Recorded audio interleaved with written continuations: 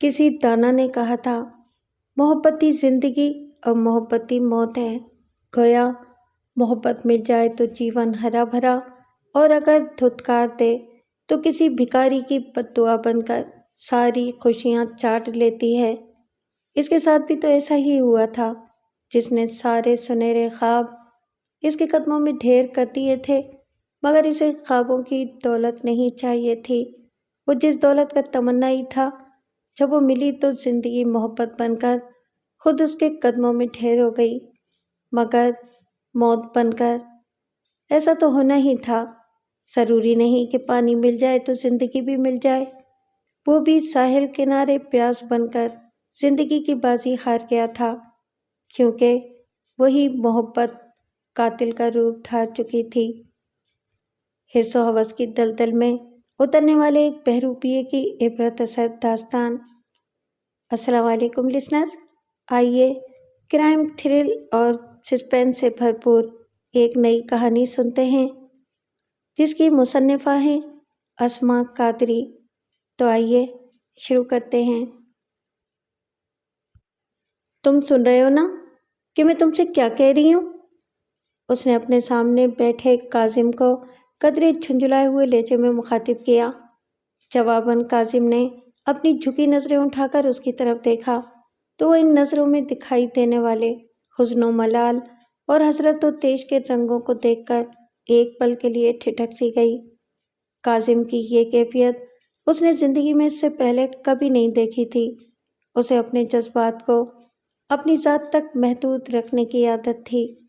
وہ زندگی میں پیش آنے والے بڑے سے بڑے حادثے کو بھی نظریں جھکا کر خاموشی سے سہ لیتا تھا، لیکن اب اس کی آنکھوں کے رنگ دیکھ کر اندازہ ہو رہا تھا کہ جو کچھ اب پیش آیا ہے وہ اس سے سہا نہیں جا رہا۔ کاظم، اس بار اس نے نرمی سے کاظم کو پکارا۔ میں سن رہا ہوں، وہ جیسے چونک کر ہوش میں آیا۔ تو پھر تم یہ کام کر لو گے نا؟ سوال کرتے ہوئے اس کے لہجے میں بے قراری تھی۔ یوں لگتا تھا کہ کاظم کی ہاں یا نہ سے اس کی سانسیں بندھی ہیں۔ وہ ہاں کہہ دیتا تو اسے اپنے جینے کا مقصد مل جاتا، نہ کی صورت میں بھی بہرحال اسے ہار نہیں ماننا تھی۔ مجھے یہ کام کرنا ہی ہوگا، اگر میں نے یہ کام نہیں کیا تو میں خود پر ظلم کروں گا۔ اس نے محسوس کیا کہ کاظم کی آواز ہلکی سی بھیگ گئی ہے۔ بالکل ٹھیک کہا تم نے، اور یاد رکھنا کہ یہ میری طرف سے تمہیں دیا جانے والا پہلا اور آخری موقع ہے۔ اس کا لہجہ بے لچک اور سخت تھا۔ میں اس موقع کو ضائع نہیں کروں گا، کاظم نے اسے یقین دہانی کروائی۔ اگر ایسا کیا تو اس دنیا میں تم سے زیادہ بے حس اور بغیر شک کوئی نہیں ہوگا۔ اس نے کاظم کی آنکھوں میں آنکھیں ڈال کر گویا اسے چیلنج کیا۔ یہ دونوں ٹائٹل تو پہلے ہی میری ہستی پر کسی داغ کی طرح چھپا ہیں۔ اس بار میں کوشش کروں گا کہ کسی طرح اس داغ کو دھو سکوں۔ وہ کاظم کے لہجے میں موجود شرمندگی کو محسوس کر سکتی تھی، سو چہرے پر موجود تناؤ کو کم کر لیا اور لہجے کو نرم بناتے ہوئے بولی، میرے لیے یہ زندگی کا سب سے اہم معاملہ ہے کاظم۔ یہ ایک معاملہ کامیابی سے نمٹ جائے تو میں ماضی کی ہر تلخی، ہر کوتاہی کو بھلا دوں گی۔ یہ کیا ہے؟ علیزے نے اپنے سامنے رکھے اورنج جوس کے گلاس کی طرف انگلی سے اشارہ کرتے ہوئے ملازمہ سے سخت لہجے میں پوچھا۔ جی، وہ بیگم صاحبہ، ملازمہ گڑبڑا گئی اور ڈائننگ ٹیبل کی دوسری طرف بیٹھی سارہ کی طرف مدد طلب نظروں سے دیکھا۔ میں نے کہا تھا کہ میں بریک فاسٹ میں صرف اور صرف گریپ فروٹ کا جوس پیوں گی، تو پھر تم نے میرے سامنے یہ اورنج جوس رکھنے کی جرت کیسے کی؟ ملازمہ کو سارہ کی طرف دیکھتے پا کر علیزے کا غصہ مزید بڑھ گیا اور اس نے زور سے میز پر ہاتھ مارا کہ گلاس سے جوس چھلک کر میز کی سطح پر پھیل گیا۔ سربراہی کرسی پر بیٹھے افضال خان، جو کہ علیزے کی پہلی تیز آواز کے ساتھ ہی موبائل پر آنے والا کوئی ضروری پیغام پڑھنا بھول کر اس ہنگامے کی طرف متوجہ ہو چکے تھے، سر سوالیہ نظروں سے سارہ کی طرف دیکھنے لگے۔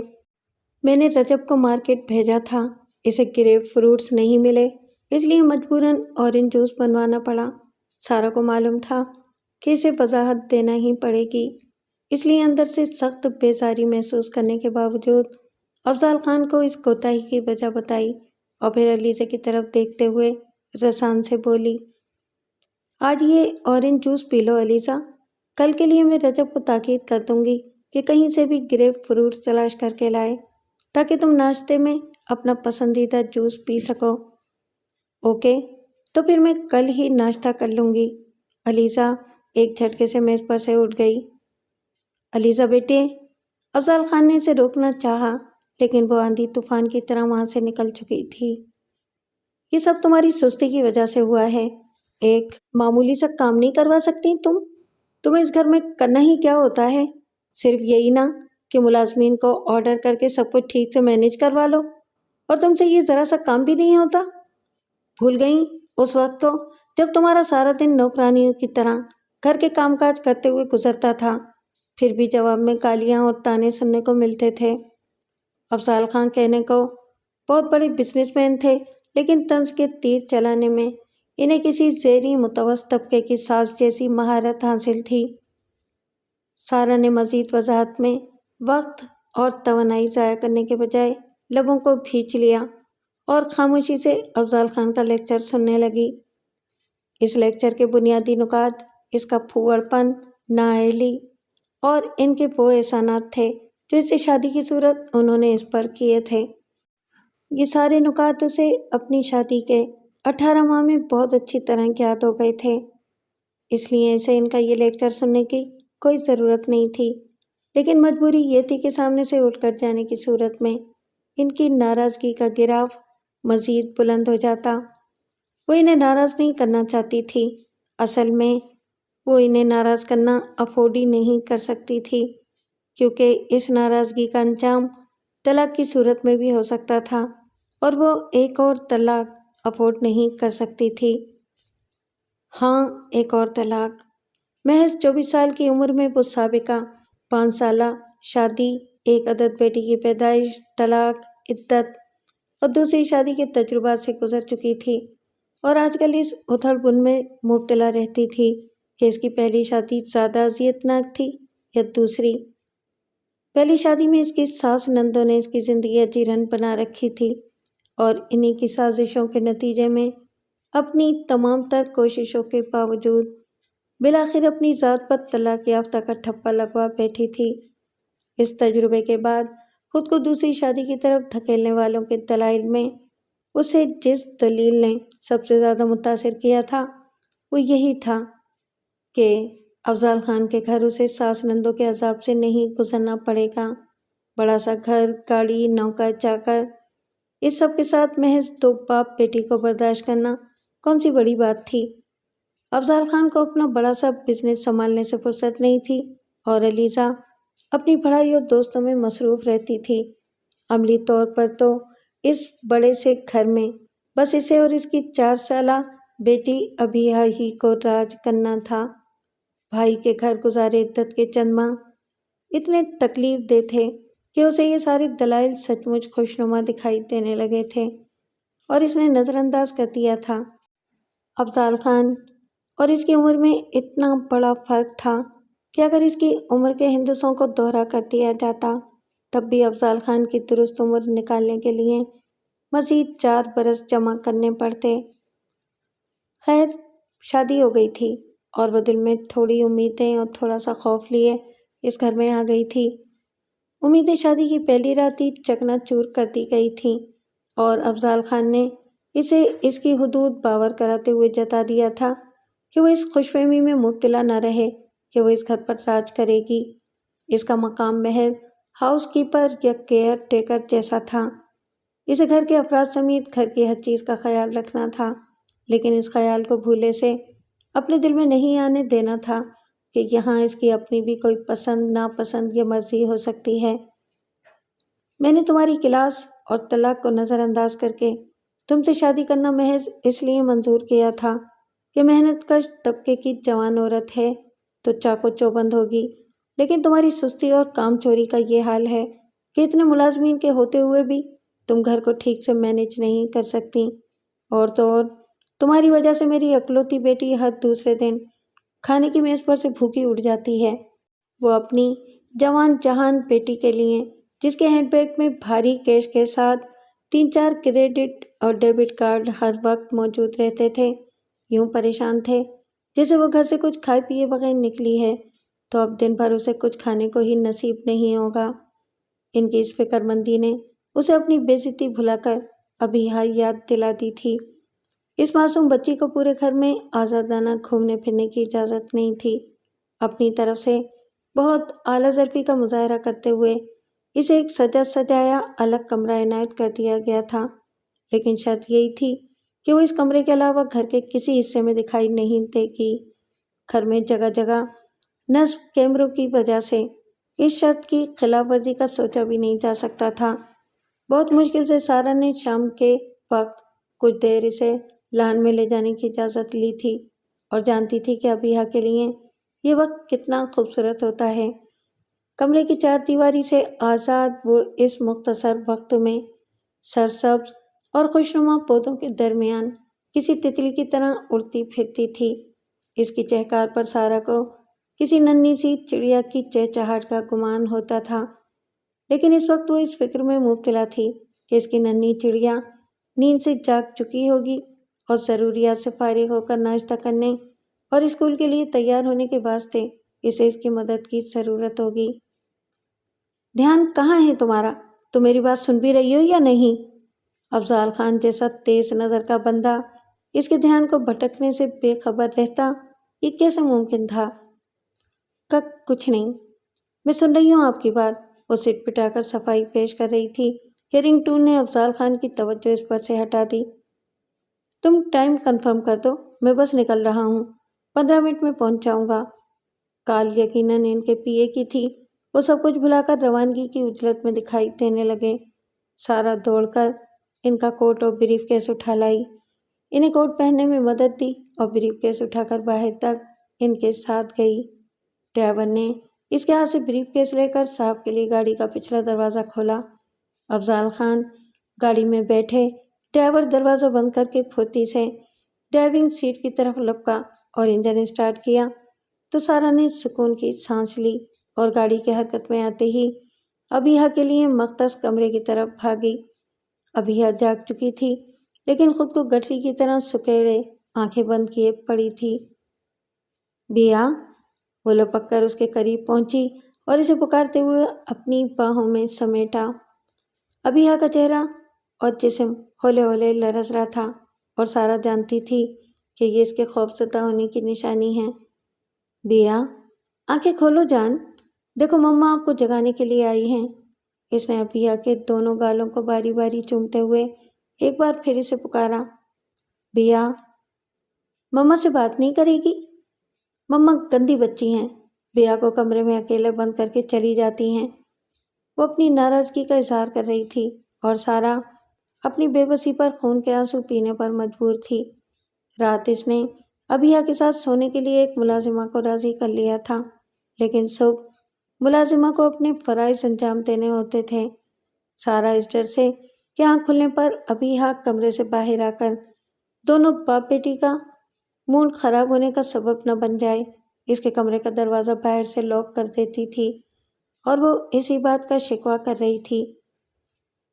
بیا، تو بہت بہادر بچی ہے، سپر مین سے بھی زیادہ بہادر۔ بیا کوئی بزدل تھوڑی ہے جو اکیلے کمرے میں ڈر جائے گی۔ ڈرتی تو وہ تمہاری فرینڈ نتاشا ہے نا، جو واش روم بھی اپنی مما کے ساتھ جاتی ہے۔ اس نے اپنے آنسوؤں کو بہت خاموشی سے اپنے اندر اتارا اور اسے بہلانے لگی۔ یس مما، نتاشا تو بہت ہی بزدل ہے۔ میں آپ کو بتاؤں کہ ایک دن اسکول میں نتاشا، ننھی بچی بہل چکی تھی اور جوش سے بھری اسے کوئی قصہ سنانے کے موڈ میں تھی۔ نتاشا کے بارے میں بعد میں بتانا، ابھی آپ اسکول کے لیے لیٹ ہو رہی ہو، جاؤ جلدی سے جا کر فریش ہو جاؤ، میں آپ کے لیے ناشتہ لے کر آتی ہوں۔ اس نے نرمی سے ابیہا کو ٹوکا اور اسے واش روم بھیج کر خود اس کا ناشتہ اور لنچ باکس لینے کچن کی طرف چلی گئی۔ کچھ دیر بعد ابیہا بھرے پیٹ اور بھرے لنچ باکس کے ساتھ اسکول کے لیے تیار ہو کر روانہ ہوئی تو اس نے خود کو بہلایا۔ سگے باپ کے گھر سے بہتر غذا ملتی ہے، ماموں کے گھر کی سوکھی روٹیوں سے جان چھوٹ گئی ہے۔ نرم آرام دہ بستر پر سوتی ہے اور شہر کے بہترین اسکول میں پڑھ رہی ہے۔ اتنا کچھ ہوتے ہوئے اگر کچھ تھوڑا بہت برا ہے بھی تو اس کا شکوہ کیا کرنا؟ ایسے بہلاوے شاید اس جیسی ہر بے بس اور نادار ماں کے نصیب میں لکھے ہوتے ہیں۔ کہاں ہو تم قاسم؟ تمہارے ایریے سے نکلنے پر پڑنے والی پہلی چرنگی پر۔ گڈ، اس نے سراہا اور پھر اطلاع دی، وہ بس گھر سے نکلنے ہی والی ہے، فاسٹ ڈرائیو کرتی ہے، 2 منٹ میں ہی چرنگی تک پہنچ جائے گی، تم ہوشیار رہنا۔ میں بالکل چوکس ہوں، قاسم نے اسے اطمینان دلایا۔ گاڑی پہچانتے ہو نا اس کی؟ اس کے لیے مطمئن ہونا آسان نہیں تھا۔ میرا ہوم ورک کمپلیٹ ہے، اس کی شکل، گاڑی کا رنگ، ماڈل اور رجسٹریشن نمبر سب حفظ کر چکا ہوں۔ تمہاری دی ہوئی انفارمیشن کے علاوہ خود بھی اس کی ریکی کر کے پوری تسلی کی ہے۔ تم بے فکر رہو، سب کچھ تمہارے حسب منشا ہوگا۔ غلطی کی کوئی گنجائش نہیں ہے قاسم، میں نے جتنا خرچ کیا ہے اس سے 2 اور 3 گنا بھی خرچ کرنا پڑا تو خرچ کر دوں گی، لیکن بس کام پورا ہونا چاہیے۔ یہ الفاظ ادا کرتے ہوئے اس نے باقاعدہ دانت کچکچائے۔ میں نے کہا ہے نا کہ تم بے فکر۔ قاسم کے الفاظ منہ میں ہی تھے کہ اس نے اس کی بات کاٹ دی اور گلاس ونڈو سے باہر کا منظر دیکھتے ہوئے تیز لہجے میں بولی، وہ نکل رہی ہے، تم کال بند کر کے اس پر فوکس کرو۔ پھر اس نے خود ہی سلسلہ منقطع کر دیا اور ہونٹ بھیجے گیٹ سے باہر نکلتی گاڑی کو دیکھتی رہی۔ اسے اس وقت کا شدت سے انتظار تھا جب اسے اس گلاس ونڈو سے باہر جھانکنے پر اس سرخ گاڑی کے گیٹ سے نکلنے یا داخل ہونے کا منظر نہ دیکھنا پڑتا۔ میں تمہیں بتا رہی ہوں سنی، میں نے اس گھر میں بہت کچھ سہا ہے، لیکن یہ نہیں سہوں گی۔ میں کیسے برداشت کر سکتی ہوں کہ میرے ہوتے ہوئے تم دوسری لڑکیوں سے تعلقات رکھو، ان سے عشق و عاشقی جھاڑو اور میرے حصے کا وقت ان سے چیٹ کرتے ہوئے گزارو۔ وہ جیسے ہر زیادتی کو خاموشی سے سر جھکا کر سہنے کی عادت ہو چکی تھی، خلاف معمول اپنے شوہر کا موبائل ہاتھ میں لیے اس کے سامنے پرزور احتجاج کر رہی تھی۔ سنی جو ابھی نیند سے جاگا تھا، پل بھر تو اس کے انداز پر سٹ پٹایا، پھر بے نیازی اختیار کرتے ہوئے بولا، صبح کیا فضولیات لے کر بیٹھ گئی ہو میرے اس چھوٹے سے شغل سے؟ بھلا تمہاری صحت پر کیا اثر پڑ رہا ہے؟ میری صحت پر اثر نہیں پڑ رہا تو کیا پڑوس والی شبوں کی صحت پر اثر پڑے گا؟ بے وفائی تو میرا شوہر کر رہا ہے نا، وہ دبا دبا سا چلائی۔ اثر تو شبوں کی صحت پر بھی پڑے گا، بلکہ اسے شاید تم سے زیادہ ہی صدمہ ہو، اس نے مزے سے جواب دیا اور پھر زور زور سے ہنسنے لگا۔ کیا مطلب؟ وہ اس کی معنی خیز ہنسی پر خبرنک ہو گئی۔ سمجھا کرو یار، بچپن کا پیار ہے، پہلے ہی بیچاری نے مشکل سے تمہاری اور میری شادی کا صدمہ سہا تھا، پورے 3 مہینے بستر پر پڑی رہی تھی، وہ تو میں نے ہی بہلا پھسلا کر سمجھایا کہ سارا سے شادی زبردستی کا سودا ہے، سچا پیار تو صرف میں تمہیں سے کرتا ہوں وغیرہ وغیرہ۔ تو تب کہیں جا کر اس اللہ کی بندی نے بستر کی جان چھوڑی۔ سنی نے ہنس کر فخریہ بتایا تو اس کی بات سن کر وہ سن ہو گئی اور نظروں کے سامنے دبلی پتلی سانولی سلونی سی شبنم کی صورت گھوم گئی۔ وہ ہر دوسرے تیسرے دن کچھ خاص بنا کر ان کے گھر لایا کرتی تھی، جسے سنی اور سب گھر والے ہنستے ہنستے ہڑپ کر جاتے تھے۔ سارا کو اس ہنسی کا مطلب اب سمجھ آیا تھا، وہ ایک معصوم لڑکی کے جذبات کا مذاق اڑایا کرتے تھے۔ شرم نہیں آتی آپ کو ایسی گھٹیا حرکت کرتے ہوئے؟ دکھ اور صدمے کے زیر اثر وہ سخت لہجے میں کہہ گئی۔ اس میں بھلا شرم کی کیا بات ہے؟ میں کون سا اسے ورغلا کر گھر سے بھگا کر لے گیا ہوں؟ وہ تو خود میرے پیچھے آئی ہے، اس نے ایک زوردار انگڑائی لیتے ہوئے ٹھٹائی سے جواب دیا۔ اور یہ فون پر چیٹ کرنے والی تمہاری یونیورسٹی کی سہیلیاں؟ سارا نے غصے سے استفسار کیا۔ ایسے ہی ٹائم پاس ہے، جس بندے کی تم جیسی لہسن پیاز کی بو میں بسی اجاڑ حلیے والی بیوی ہو، وہ ادھر ادھر سے اپنا دل نہ بہلائے تو اور کیا کرے؟ وہ بیڈ سے پاؤں لٹکائے ادھر ادھر اپنی چپلیں تلاش کرتا ہوا خراب مون کے ساتھ سارا الزام اس کے سر دھر چکا تھا۔ اپنے میکے سے یہ اجاڑ صورت لے کر نہیں آئی تھی میں، اور نہ ہی میرے وجود سے ہر دم یہ لہسن پیاز کی بدبو اٹھتی رہتی تھی۔ تمہاری ماں بہنیں تھیں جنہوں نے ولیمے کے دوسرے ہی دن مجھے کچن میں دھکیلنے کے بعد گھر بھر کی ذمہ داری ایک 17 سالہ لڑکی کے شانوں پر لاد دی تھی۔ میں اپنے کمزور وجود پر اتنا بوجھ لا دے، اگر چند برس میں اس حال کو پہنچ گئی ہوں تو اس میں قصور میرا نہیں، تمہارے گھر والوں کا ہے۔ وہ غصے اور جذبات میں لہجہ بلند کرتے ہوئے بھول گئی تھی کہ اس گھر میں موجود 8 عدد کان ہمہ وقت اس کے کمرے کی طرف ہی لگے رہتے تھے۔ اس بھول کا نتیجہ اگلے ہی لمحے ساس اور نندوں کے کمرے پر ہلے کی صورت میں نکلا۔ بہکاؤ بی بی، بہکاؤ، میرے اکلوتے بیٹے کو بہکاؤ، اس کی ماں بہنوں کے خلاف بہکاؤ اور اپنے پھوڑ پن کا سارا الزام ہمارے سر پر رکھ دو۔ ٹھیک ہی تو کہتے ہیں سیانے کہ جس پر احسان کرو اس کے شر سے بچو۔ اس کی ساس ملکہ جذبات بنی آنسو بہانے لگی، جس پر بڑی بیٹی نے لپک کر انہیں گلے سے لگا لیا اور گلوگیل لہجے میں بولی، جانے دیجیے اماں، یہ دنیا تو ہے ہی احسان فراموش۔ ان کا الو سیدھا ہو گیا، اس لیے اسے کیوں یاد رہے گا کہ اس کی اماں نے خود منت تلے کر کے آپ کو اس بے وقت کی شادی پر راضی کیا تھا، ورنہ ہم کب چاہتے تھے کہ سنی اپنی ڈگری مکمل کیے بغیر شادی کے جھنجٹ میں پڑے۔ ارے مجھے تو اپنی مرتی ہوئی سہیلی پر رحم آ گیا تھا، مجھے کیا معلوم تھا کہ اپنی نیکی کا صلہ اس فسادن کی شکل میں ملے گا۔ اس بار اپنی مظلومیت کا رونا رویا گیا۔ معافی مانگو اماں سے۔ سنی جو ابھی تک بڑی بہن سے پاکٹ منی لے کر یونیورسٹی جایا کرتا تھا، فوراً ماں بہنوں کا حمایتی بن کر اس پر اترایا۔ کس بات کی معافی مانگوں؟ میں نے ان پر کوئی بہتان نہیں باندھا ہے، صرف وہ کہا ہے جو سچ ہے۔ آج جانے کیوں اس کا سب جواب دے گیا تھا، ورنہ جس دن سے شادی ہو کر اس گھر میں آئی تھی سب کچھ خاموشی سے سہے جا رہی تھی۔ یہ حقیقت تھی کہ اس کی ماں نے کینسر کی لاسٹ اسٹیج پر خود سہیلی سے درخواست کر کے اسے زیر تعلیم سنی سے بیایا تھا۔ اسے ڈر تھا کہ اس کے بعد وہ اکلوتے بھائی بھاوج کی بے رخی اور بے حسی کے ہاتھوں رل جائے گی۔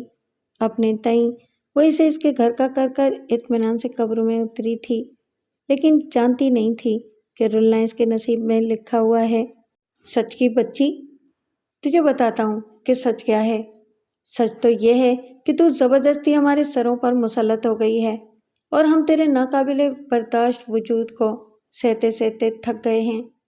سنی نے بولتے بولتے اس کے بالوں کو مٹھی میں جکڑا اور یہ لحاظ کیے بغیر کہ وہ 8 ماہ کی حاملہ ہے بے دردی سے پیٹنا شروع کر دیا۔ اس کی ساس اور نندیں اطمینان سے کھڑی یہ تماشا دیکھتی رہیں۔ وہ تو جب اس کی حالت غیر ہو گئی اور اس نے کسی ذبح کیے جانے والے جانور کی طرح ڈر سے بلبلاتے ہوئے آنکھیں پھیل لیں تو انہیں کچھ ہوش آیا، یا شاید یہ خیال آیا کہ اگر وہ مر مرا گئی تو آس پاس والے گھروں میں اس کی چیخیں سنتے پڑوسی پولیس کے آگے گواہی دینے کھڑے ہو جائیں گے۔ اسے بھاگم بھاگ اسپتال پہنچایا گیا اور اسپتال انتظامیہ کو اس کے نیل و نیل جسم کی وضاحت دینے کے لیے وہی سیڑھیوں سے گر جانے والا گھسا پٹا بہانہ گھڑ دیا گیا۔ انہوں نے یقین کیا یا نہیں کیا، اسے اور اس کے وجود میں پلتی ننھی بچی کو بچانے کے لیے سرگرم ہو گئے۔ کئی گھنٹے موت و زیست کی کشمکش سے گزر کر اس نے موت کو پچھاڑا اور ایک نئی زندگی کو اپنے پہلو میں دیکھ کر نئے سرے سے جینے کے لیے ہمت جمع کرنے لگی۔ وہ اپنی بیٹی کو اس بے رحم دنیا کے حوالے کر کے سکون سے مر بھی نہیں سکتی تھی۔ علیزہ بڑے خوشگوار موڈ میں کسی گانے کی دھن پر سیٹی بجاتی ڈرائیو کر رہی تھی۔ آج اس کی ایک قریبی سہیلی کی منگنی تھی اور اس نے اس تقریب میں شرکت کے لیے بہت اہتمام سے تیاری کی تھی۔ تیار ہونے کے بعد اسے اپنا آپ اتنا پیارا لگا تھا کہ متعدد بار آئینہ دیکھنے اور بے شمار سیلفیز لینے کے باوجود اس کی طبیعت سیر نہیں ہو رہی تھی۔ اب بھی اس نے بیک ویو مرر کا رخ بدل کر اپنی شکل دیکھی اور دوستوں کے گروپ میں اپنی روانگی کی اطلاع دینے کے لیے سیلفی لینے لگی۔ ابھی اس نے اپنے آئی فون کا کیمرہ سیٹ کر کے اسکرین کو انگوٹھے سے چھوا ہی تھا کہ زوردار دھماکے اور کچھ بہت غلط ہو جانے کے احساس نے بے ساختہ بریک لگا دینے پر مجبور کر دیا۔ حواس باختگی کے عالم میں نظر باہر گئی تو اس نے اپنی گاڑی سے کچھ فاصلے پر گری موٹر سائیکل اور اس کے ساتھ ہی پڑے سوار کو دیکھا۔ ایک پل کو اس کے دماغ میں موقع سے بھاگ جانے کا خیال آیا، لیکن موٹر سائیکل سوار اس طرح گاڑی کے سامنے پڑے ہوئے تھے کہ وہ انہیں کچلے بغیر آگے نہیں جا سکتی تھی۔ باہر آئیے میڈم۔ اس کے دماغ نے ابھی کوئی فیصلہ نہیں کیا تھا کہ پولیس کی وردی میں ملبوس ایک شخص نے اس کی جانب کے شیشے پر دستک دی اور سخت لہجے میں حکم دیا، پاپا کو کال کرتی ہوں۔ اس کے دل میں خیال آیا تو بدحواسی سے ادھر ادھر ہاتھ مارنے لگی۔ جھٹکا لگنے یا شاید اس کے گڑبڑا جانے کے باعث آئی فون اس کے ہاتھ سے نکل کر نیچے گر گیا تھا اور اب مل نہیں رہا تھا۔ آپ نے سنا نہیں میڈم؟ میں نے آپ سے باہر آنے کو کہا ہے۔ باہر کھڑے پولیس والے کا لہجہ پہلے کے مقابلے میں زیادہ بلند اور درست ہو گیا۔ اس بار اسے دروازے کو ان لاک کر کے باہر آنا پڑا۔ اس مختصر عرصے میں وہاں 2-3 مزید موٹر سائیکلیں آ کر رک چکی تھیں اور لوگ سڑک پر پڑے شخص کو سیدھا کر کے اس کی حالت کا جائزہ لینے کی کوشش کر رہے تھے۔ علیزہ نے اس کے لباس پر لگے خون کے دھبوں کو دیکھا تو جلدی سے نظریں چرا کر پولیس والے کی طرف متوجہ ہو گئی۔ اس بار اسے دکھائی دیا کہ وہ اکیلا نہیں تھا، بلکہ اس کے ساتھ اس کا ایک اور وردی پوش ساتھی بھی موجود تھا۔ کیا بات ہے میڈم؟ کیا نشے میں گاڑی چلا رہی تھی جو سڑک پر چلتی دوسری سواریاں آپ کو دکھائی نہیں دی؟ نو، ایسی کوئی بات نہیں، میں تو بالکل ٹھیک جا رہی تھی، پتہ نہیں یہ کیسے اچانک میری گاڑی کے سامنے آ گیا۔ وہ سٹ پٹا کر اپنی صفائی پیش کرنے لگی، جسے دوسرے پولیس والے نے صاف مسترد کر دیا۔ غلط کہہ رہی ہیں آپ، میں نے خود دیکھا ہے آپ کو ڈرائیونگ کے دوران آئی فون کا استعمال کرتے ہوئے۔ کیا کر رہی تھی آپ؟ سیلفی لے رہی تھی نا؟ وہ ایک ایسا سچ تھا جسے علیزہ جھٹلا نہیں سکتی تھی۔ بڑی گاڑی میں بیٹھ کر فرعون بن جاتے ہیں یہ امیر لوگ، اپنی عمارت کے زوم میں انہیں سڑک پر جاتے دوسرے لوگ کیڑے مکوڑے دکھائی دیتے ہیں، جبھی تو یہ بے دردی سے کسی کو بھی رون دیتے ہیں۔ تماشائیوں میں جانے کہاں سے وہ غریبوں کا لیڈر آدم کا تھا، جس نے موقع دیکھتے ہی امیروں کے خلاف تقریر شروع کر دی تھی، جس کی تائید میں دوسرے دل جلوں نے بھی اپنی اپنی رائے دینا شروع کر دی تھی۔ علیزہ جانتی تھی کہ ہمارے ہاں کسی بھی ہجوم کو مشتعل ہونے میں زیادہ وقت نہیں لگتا۔ وہ اس اشتعال کا نشانہ بنتی اس سے پہلے ہی اسے وہاں سے نکلنا تھا۔ ویسے وہ دیکھ چکی تھی کہ زخمی شخص اس کے قریب موجود افراد اس کو اٹھا کر پانی وغیرہ پلا چکے ہیں۔ اس کے کرانے کی آوازیں بھی اس کے کانوں تک پہنچ رہی تھیں، لیکن بہرحال یہ اندازہ ہو رہا تھا کہ اسے ایسی کوئی خطرناک چوٹ نہیں لگی ہے جس کے باعث اس کی جان کو خطرہ ہو، اور علیزہ کے لیے یہ ایک اطمینان بخش بات تھی۔ میرے خیال میں ہمیں فضول باتوں میں وقت ضائع کرنے کے بجائے پہلے اس شخص کو اسپتال پہنچانا چاہیے۔ اس کی خود اعتمادی لوٹ آئی اور قدرے بلند آواز میں اس نے یہ تجویز پیش کی۔ فضول باتیں؟ غریبوں کے حقوق پر بات کرنا آپ کے نزدیک فضول باتیں ہیں؟ لیڈر نما شخص نے اس کی بات کا بہت برا منایا۔ چپ ہوئے، سڑک چھاپ لیڈر، میڈم ٹھیک کہہ رہی ہیں، پہلے اسے اسپتال لے جانا ضروری ہے۔ اس بار پولیس والے نے شخص کو ڈپٹا اور علیزہ سے اجازت لیے بغیر زخمی شخص کی طرف اشارہ کر کے بولا، بٹھاؤ اسے میڈم کی گاڑی میں۔ پھر پلٹ کر اپنے ساتھی سے مخاطب ہوا، میں میڈم کے ساتھ زخمی کو اسپتال لے جا رہا ہوں، تم اس کی موٹر سائیکل کو تھانے پہنچاؤ۔ فوراً ہی اس کی ہدایت پر عمل ہونے لگا۔ علیزہ کو بھی نہ چاہتے ہوئے ڈرائیونگ سیٹ سنبھالنا پڑی۔ گاڑی میں بیٹھتے ہوئے اسے نیچے گرا اپنا آئی فون بھی دکھائی دے گیا، جسے اٹھاتے ہوئے اسے دوبارہ افضال خان کو مطلع کرنے کا خیال آیا، لیکن پھر کچھ سوچ کر اس نے اپنے اس خیال کو رد کر دیا۔ یہ قریب میں جو شان اسپتال ہے وہاں چلیے میڈم، میری وہاں اچھی خاصی جان پہچان ہے، کہہ سن کر معاملہ سیٹل کروا دوں گا، بس آپ کو تھوڑی سی رقم خرچ کرنا پڑے گی۔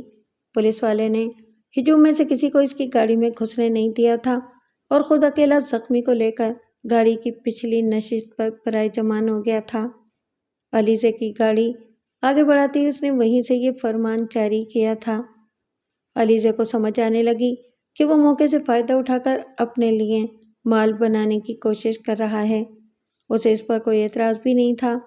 پولیس اور تھانے کے چکروں میں پڑنے کے مقابلے میں یہ کہیں بہتر تھا کہ وہ کچھ رقم خرچ کر لیتی۔ اس طرح اسے افضال خان کو بھی اس معاملے میں ملوث نہیں کرنا پڑتا۔ یہ نہیں تھا کہ اسے ان کی طرف سے کسی سخت رد عمل کا اندیشہ ہو، لیکن اس کی خواہش تھی کہ انہیں اپنی وجہ سے مزید کسی ذہنی اذیت میں مبتلا نہ کرے۔ علی سے چلی گئی؟ افضال خان نے اپنے استقبال کے لیے کھڑی سارا کے ہاتھ میں بریف کیس تھماتے ہوئے سے دریافت کیا۔ جی کافی دیر ہو گئی۔ تم نے ظہیر ملک کی پارٹی کے لیے تیاری کی؟ وہ ٹائی کی نوٹ ڈھیلی کرتے ہوئے ایک صوفے پر برائے جمان ہو گئے۔ جی آپ کے اور اپنے کپڑے ریڈی کروا دیے ہیں، آپ فریش ہو کر چائے وغیرہ پی لیں، میں بھی بس اپنی تیاری شروع کرنے لگی ہوں۔ اس نے ٹھہرے ہوئے لہجے میں انہیں جواب دیا تو وہ بے اختیار ہی اس کی طرف غور سے دیکھنے لگے۔ اس کا پہلے سے زیادہ نکھرا ہوا چہرہ اور نیا ہیئر اسٹائل دیکھ کر اندازہ ہو رہا تھا کہ وہ دن میں پارلر کا چکر لگا کر آئی ہے۔ کیا دیکھ رہے ہیں؟ سارا نے ان کا دیکھنا محسوس کیا۔ اچھی لگ رہی ہو۔ تھینکس۔ شادی کے بعد یہ پہلا موقع تھا کہ جب انہوں نے اس کی تعریف کی تھی۔ دوسری طرف افضال خان بھی ایسا محسوس کر رہے تھے کہ ان کی زندگی میں بیوی کا خلا پر ہونے لگا ہے۔ ظہیر ملک کے ہاں ہونے والی پارٹی اٹینڈ کرنے کے دوران بھی یہ احساس ان کے ساتھ رہا۔ سارا بہت قرینے سے ان کے دوستوں کی بیویوں کے ساتھ گل مل گئی تھی اور وہ اپنے اندر ایک آسودگی سی محسوس کر رہے تھے۔ میں نے تمہیں سمجھنے میں بہت وقت لیا۔ اگر میں پہلے وقت نکال کر تمہاری خوبیوں پر دھیان دیتا تو ہمارا اتنا وقت ضائع نہ ہوتا۔ واپسی کے سفر میں انہوں نے سارا کے روبرو اعتراف کیا۔ کچھ نقصان نصیب میں لکھ دیے جاتے ہیں، سارا نے کھوئے کھوئے سے لہجے میں جواب دیا۔ ہاں مگر مجھے اعتراف ہے کہ ہمارے رشتے کو نبھانے میں میری طرف سے کافی کوتاہی برتی گئی۔ سارا جانتی تھی کہ کیا چیز انہیں یہ اعتراف کرنے پر مجبور کر رہی ہے، چنانچہ آزردگی سے بولی، ہمارے معاشرے کا المیہ ہے کہ بیوی جسے زندگی کا ساتھی اور مانند لباس قرار دیا گیا ہے، پیر کی جوتی سمجھی جاتی ہے۔ ہر معاملے میں بیوی کو ڈی گریڈ کرنے والے مرد سمجھ ہی نہیں پاتے کہ اپنے رویے سے وہ صرف اس عورت کی زندگی حرام نہیں کر رہے بلکہ اپنا ذہنی اور قلبی سکون بھی برباد کر رہے ہیں۔ ٹھیک کہہ رہی ہو تم۔ افضال خان کو یہ ایک چھوٹا سا اتفاق کرنے میں بہت تاخیر ہو گئی تھی۔ سارا کہاں مر گئی ہو تم؟ اتنا ٹائم ہو گیا ہے، تمہیں کچھ ہوش بھی ہے کہ گھر میں سب کو رات کا کھانا بھی کھانا ہے؟ وہ ابھی کو سلا کر کمرے سے باہر نکل ہی رہی تھی کہ ساس کی پاٹدار آواز کانوں سے ٹکرائی۔ جی آنٹی، بس ابھی تھوڑی دیر میں لگاتی ہوں، سب کچھ ریڈی ہے، بس روٹیاں بنانا ہے، اس نے ان کے کمرے کے دروازے پر کھڑے ہو کر بتایا اور خود تیزی سے کچن کی طرف بڑھی۔ کیا مطلب؟ روٹیاں نہیں بنی ابھی تک؟ یہاں سارا دن ملازمت کی خواریاں اٹھانے کے بعد گھر آؤ تو آگے سے کھانا بھی وقت پر نہیں ملتا۔ ہم نوکری کرتے ہیں بیوی، تمہاری طرح گھر میں بیٹھ کر مفت کی روٹیاں نہیں توڑتے کہ آدھی آدھی رات تک کھانے کے انتظار میں جاگ سکیں۔ وہ صبح منہ اندھیرے جاگنے کے بعد رات گئے تک پھرکی کی طرح گھومتی تھی، پھر بھی سارے گھر کو لگتا تھا کہ وہ مفت کی روٹیاں توڑ رہی ہے۔ ابیہ کی طبیعت ٹھیک نہیں ہے، الٹی، موشن اور بخار سے بچی کی حالت بری ہو رہی تھی۔ ابھی دوا پی کر تھوڑے سکون میں آ کر سوئی ہے تو میں فارغ ہوئی ہوں۔ وہ جس نے بیمار بچی کی دیکھ بھال کرنے کے ساتھ ساتھ بڑی جان مار کر دن بھر کے کام نپٹائے تھے، بڑے ضبط سے انہیں وضاحت دینے لگی۔ یہ ایک چھپکلی سی بچی پیدا کر کے الگ ہمارے سر پر منڈ دی ہے تم نے۔ ہمارے بھائی کی نسل چلانے کے کام تو آئے گی نہیں یہ چھپکلی۔ ہاں تمہارے بہانے بازی کے کام خوب آ رہی ہے۔ چھوٹی نند نے بھی موقع کا فائدہ اٹھا کر اسے تانا مارا۔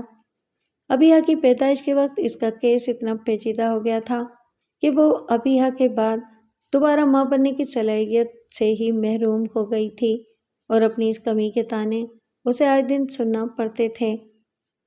اگر میں کام چور اور بہانے باز ہوں تو آپ اپنی فلمیں اور ڈرامے دیکھنے کی عظیم مصروفیت میں سے تھوڑا سا وقت نکال کر 4-6 روٹیاں ڈال لیتی۔ ہٹی کٹی ہو کر منہ میں نوالا ڈالنے کے لیے بھی مجھ کام چور کا انتظار کیوں کرتی ہیں؟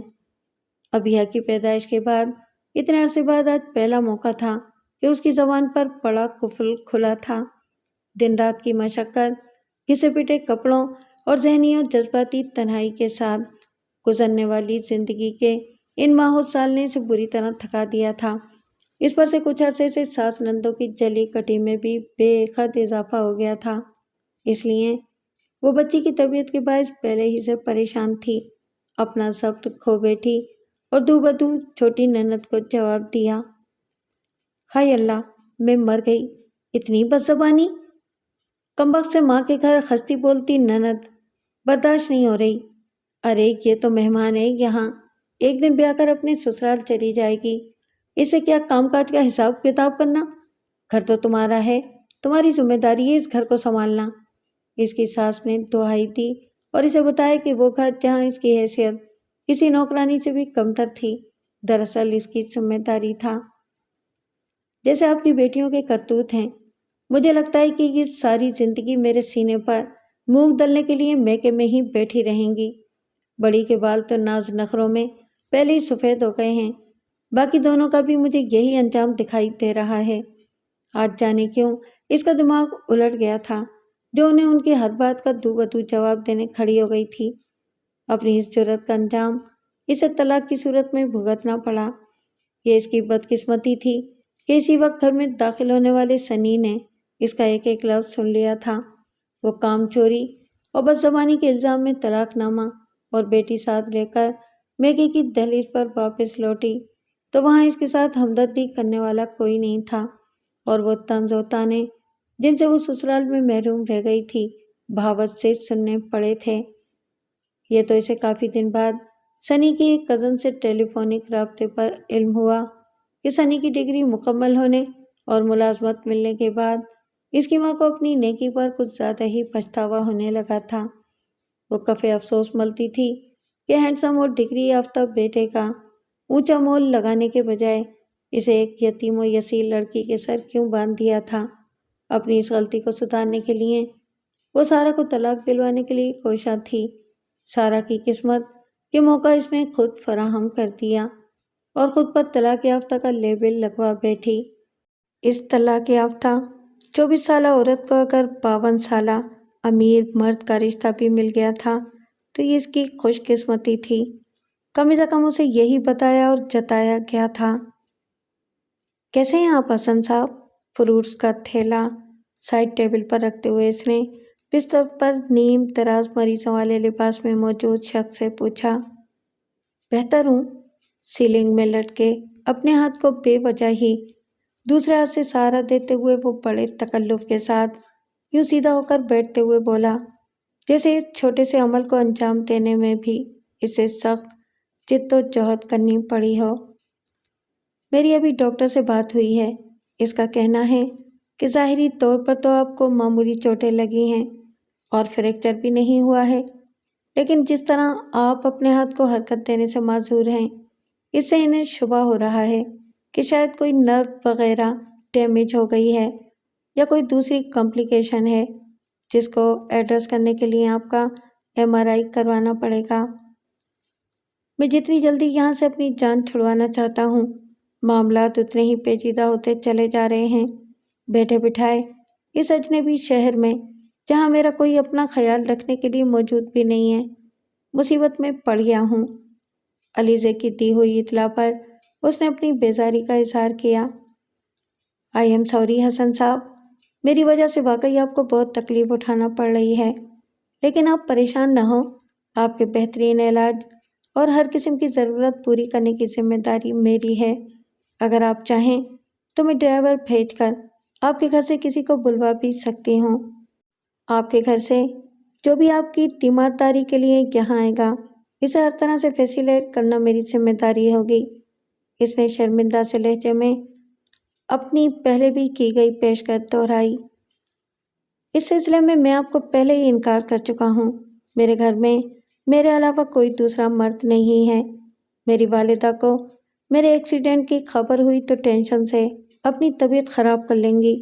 इन्हीं की वजह से मैंने घर में किसी को भी एक्सीडेंट के मुतालिक कुछ नहीं बताया है और घर वालों से बहाना कर दिया है कि मैं जिस फर्म में इंटरव्यू देने के लिए आया था, उन्होंने मुझे 1 हफ्ते के ट्रायल पर रख लिया है। اب میں نے یہ تو بتا نہیں سکتا کہ جس انٹرویو کو دینے کے لیے میں ایک رات پہلے سے کراچی آ گیا تھا، مجھے اس انٹرویو کے لیے جانا ہی نصیب نہیں ہو سکا۔ اس کے لہجے میں ایک بار پھر چڑچڑاہٹ عود آئی اور علیزے کا احساس جرم مزید گہرا ہو گیا۔ مجھے افسوس ہے، مجھے سچ مچ بہت افسوس ہے، لیکن آپ فکر نہ کریں، مجھ سے جہاں تک ہو سکا آپ کے ہر نقصان کی تلافی کر دوں گی۔ کیسے کر دیں گی؟ یہاں میں جاب کے لیے انٹرویو نہیں دے سکا اور وہاں میری جاب جانے کے پورے چانسز ہیں۔ میں نے والدہ کے چیک اپ اور ٹیسٹ کا بہانہ بنا کر بڑی مشکل سے 2 دن کی چھٹی لی تھی۔ اب جب میں جاب پر واپس نہیں پہنچوں گا تو وہ لوگ مجھے آرام سے فائر کر دیں گے۔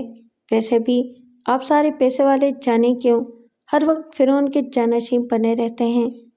اپنے سارے مسائل بیان کرتے کرتے اس نے اسے بھی لپیٹ میں لے لیا۔ جاب کی فکر نہیں کریں آپ، سافٹ ویئر انجینئرنگ کی ہے نا آپ نے؟ میں اپنے پاپا سے بات کر کے آپ کو بہت اچھے پیکیج پر ان کی فرم میں ایڈجسٹ کروا دوں گی۔ وہ امیر باپ کی بیٹی تھی، اس لیے اس کے لیے کوئی مسئلہ نہیں تھا۔ تھینک یو سو مچ۔ اگر ایسا ہو گیا تو واقعی یہ آپ کی طرف سے ایک بہترین مداوع ہوگا۔ علیزے کی پیشکش پر اس کا چہرہ کھل اٹھا۔ علیزے نے نوٹ کیا کہ وہ مسکراتے ہوئے بہت اچھا لگتا ہے۔ آپ بالکل ٹینشن فری ہو کر آرام سے اپنا علاج کروائیں۔ میں کوشش کروں گی کہ میری وجہ سے آپ کے کھونے والے ہر نقصان کی تلافی ہو سکے۔ وہ آپ واپسی کے لیے پر تول رہی تھی۔ پلیز کچھ دیر اور بیٹھے نا؟ حسن نے اس بے ساختگی سے اصرار کیا کہ وہ حیرت سے اس کی شکل دیکھتی رہ گئی۔ اصل میں سارا وقت یہاں تنہا رہتے رہتے میری طبیعت بیزار ہو گئی ہے۔ آپ کے آنے اور بات چیت کرنے سے میں کافی اچھا محسوس کر رہا ہوں، اس نے وضاحت دی تو علیزے واپسی کا ارادہ ملتوی کر کے دوبارہ کرسی پر ٹک گئی۔ ویسے مجھے تھوڑا سا شک ہو رہا ہے کہ اسپتال والے لمبا چوڑا بل بنانے کے چکر میں مجھے یہاں روکے ہوئے ہیں، ورنہ معاملات اتنے پیچیدہ ہیں نہیں جتنا یہ ظاہر کر رہے ہیں۔ ہو سکتا ہے آپ کا شک ٹھیک ہو، لیکن ہم رسک بھی تو نہیں لے سکتے نا۔ ویسے بھی آپ کے ہاتھ کا ٹھیک سے حرکت نہ کر پانا میرے لیے باعث تشویش ہے۔ علیزے نے اسے جواب دیا اور اس کے بعد ان دونوں کے درمیان گفتگو کا ایک نہ رکنے والا سلسلہ شروع ہو گیا، اور گفتگو آہستہ آہستہ اسپتال حادثے اور ملازمت کے مسائل سے نکل کر دوسرے موضوعات کی طرف رخ موڑ گئی۔ اس گفتگو سے علیزے کو احساس ہوا کہ وہ خاصا دلچسپ اور خوش مزاج انسان ہے۔ حقیقتاً اس روز اس نے بہت عرصے بعد کسی سے بلا تکان گفتگو کی تھی اور کھل کر ہنسی تھی۔ آج شام میں میری کوئی مصروفیت نہیں، سوچ رہا ہوں ہم کہیں کسی اچھی سی جگہ ڈنر پر چلتے ہیں۔ ناشتے کی میز پر افضال خان نے اپنا ارادہ ظاہر کیا تو سارا کی آنکھیں خوشی سے چمکنے لگیں۔ آپ نے تو میرے دل کی بات کہتی، میرا تو خود دل چاہ رہا تھا کہ گھر سے باہر کھلی فضا میں آپ کے ساتھ کچھ وقت گزاروں، تو کہا کیوں نہیں؟ آپ کی مصروفیت کے خیال سے، اس نے سادہ سی مسکراہٹ کے ساتھ جواب دیا تو افضال خان اس کی صورت تکتے رہ گئے، اور ایک بار پھر یہ پچھتاوا ان کے دل میں جاگا کہ انہوں نے شادی کے ابتدائی عرصے میں اس عورت کے ساتھ بے اتنائی اور سخت دلی کا مظاہرہ کیوں کیا۔ یہ عورت جو بہت باوفا اور بامروت ہے، اس سلوک کی حقدار ہرگز نہیں تھی جو انہوں نے اس سے روا رکھا، لیکن وہ کرتے بھی کیا؟ ان کی آنکھوں پر تو اکلوتی بیٹی کی محبت کی پٹی بندھی ہوئی تھی، اور بیٹی بھی وہ جو چاہتی تھی کہ اس کے ہر صحیح غلط کے آگے سر جھکا کر وہ اس سے اپنی محبت کا ثبوت دیتے رہیں۔ اس صورتحال پر ان کے ایک قریبی دوست نے تبصرہ کرتے ہوئے کہا تھا، اگر تمہیں صرف اور صرف علیزے کی خوشنودی کا خیال رکھنا تھا تو تمہیں یہ شادی نہیں کرنی چاہیے تھی۔ بیوی صرف بیڈ روم شیئر کرنے کے لیے نہیں ہوتی، وہ لائف پارٹنر ہوتی ہے، اور لائف پارٹنر کا مطلب ہوتا ہے وہ فرد جو آپ کی زندگی کے ہر قدم پر ہم قدم ہو۔ اس وقت وہ دوست کو بتا نہیں سکے تھے کہ انہوں نے اسی لیے تو ایک غریب گھرانے کی لڑکی کو دوسری بیوی کے طور پر چنا تھا کہ وہ جانتے تھے اس بیچاری میں اپنے حقوق کے لیے آواز اٹھانے کی جرات نہیں ہوگی اور وہ جس طرح چاہیں گے اس پر اپنی مرضی مسلط کر دیں گے۔ Good morning. وہ اپنی سوچوں میں گھرے بیٹھے تھے کہ علیزہ کی چہکتی ہوئی آواز نے اپنی طرف متوجہ کر لیا۔ گڈ مارننگ، کیسی ہے میری بیٹی؟ کچھ بھی صحیح۔ بیٹی آج بھی ان کی محبت کی سب سے زیادہ حقدار تھی اور صبح اس کا چہرہ دکھائی دینے پر ان کا دل کھل اٹھتا تھا۔ میں بالکل فرسٹ کلاس ہوں پاپا، اس نے کھنکھناتی ہوئی آواز میں جواب دیا اور اسی خوشگوار انداز میں ان سے باتیں کرتی رہی۔ آج کل ناشتہ کھانے میں خامیاں نکالنا، ملازمین پر چیخنا چلانا اور بے وجہ ہی ناراض ہو جانا سب ختم تھا اور عموماً وہ اسی طرح اچھے موڈ میں دکھائی دیتی تھی۔ اوکے پاپا، میں چلتی ہوں، یونی کے لیے لیٹ ہو رہی ہوں، آپ سے پھر آفس میں ملاقات ہوگی۔ باتوں کے دوران بھی اس نے بہت تیزی سے اپنا ناشتہ مکمل کیا تھا اور اب روانگی کے لیے پر تول رہی تھی۔ اوکے ڈارلنگ، جاؤ، لیکن گاڑی ذرا خیال سے چلانا۔ افضال خان نے اپنی روزانہ والی ہدایت دہرائی جس پر علیزہ نے ایک بے پرواسہ کہا لگایا اور ہاتھ کے اشارے سے انہیں بائے کرتے ہوئے روانہ ہو گئی۔ میں خوش ہوں کہ علیزہ کے رویے میں تبدیلی آ گئی ہے، وہ خوش رہنے لگی ہے، اپنی اسٹڈیز کے ساتھ ساتھ کام سیکھنے میں بھی دلچسپی لینے لگی ہے۔ پہلے آفس آتی تھی تو ورکر اس سے بیزار ہو جاتے تھے، لیکن اب پازیٹیو رپورٹس ہیں۔ افضال خان جو علیزہ کی موجودگی میں حسب معمول سارا کو بھلا بیٹھے تھے، اس کے جانے کے بعد سارا سے مخاطب ہوئے۔ یعنی وہ ماہر نفسیات بہت اچھی ہے جس سے علیزہ سیشنز لے رہی ہے۔ میں نے بھی نوٹ کیا ہے کہ جب سے علیزہ اس کے پاس جا رہی ہے اس کے رویے میں خاصی بہتری آئی ہے۔ سارا نے اتفاق رائے کرتے ہوئے خود بھی نکتہ آفرینی کی۔ بالکل ٹھیک، یہی بات ہے اور اس کے لیے میں تمہارا شکر گزار ہوں کہ تم نے مجھے اس چیز کا مشورہ دیا۔ افضال خان کے لہجے میں اس کے لیے ممنونیت تھی۔ اس نے دھیمی سی مسکراہٹ کے ساتھ ان کا شکریہ وصول کیا۔ ارے ہاں، وہ ڈنر والی بات تو بیچ میں ہی رہ گئی، پھر چلنا ہے نا شام میں؟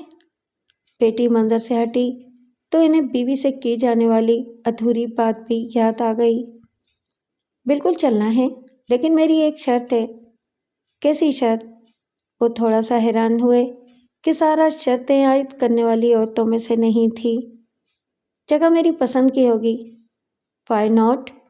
تم جہاں کہو چلتے ہیں، بتاؤ کہاں جانا ہے؟ انہوں نے خوش دلی سے اس کا مطالبہ قبول کیا۔ ابھی نہیں، شام کو بتاؤں گی۔ Okay, as you wish. انہوں نے بھی اصرار نہیں کیا اور دفتر کے لیے روانہ ہو گئے۔ نجمہ، ان کے جاتے ہی اس نے ملازمہ کو آواز لگائی تاکہ اسے میز صاف کرنے کا کہہ سکے۔ اب اس پر ابیحہ کے پاس جانے کی عجلت سوار ہو گئی تھی۔ میری بچی میرا انتظار کر رہی ہوگی، میں اسے بہادری کے کتنے بھی سبق پڑھا لوں، لیکن جانتی ہوں کہ اتنا چھوٹا بچہ ماں کے بغیر اکیلا نہیں رہ پاتا۔ ملازمہ کو ضروری ہدایات دے کر وہاں سے ہٹتے ہوئے وہ زیر لب بڑبڑا رہی تھی۔ کچھ دیر پہلے کی پرسکون اور حشاش بشاش عورت اب صرف ایک ماں تھی جس کی آنکھوں میں اپنی اکلوتی بیٹی کے لیے درد ہی درد تھا۔ آج تم بہت حسین لگ رہی ہو سارا۔ ریسٹورانٹ کے خوابناک ماحول میں سارا کے روبرو بیٹھے افضال خان نے میز پر دھرا اس کا نازک سا ہاتھ تھام کر جس جذباتیت اور بے ساختگی سے اظہار کیا، اس پر وہ کھل کر مسکرا دی۔ سچ یہ تھا کہ وہ خود بھی جانتی تھی کہ آج وہ بہت خوبصورت لگ رہی ہے۔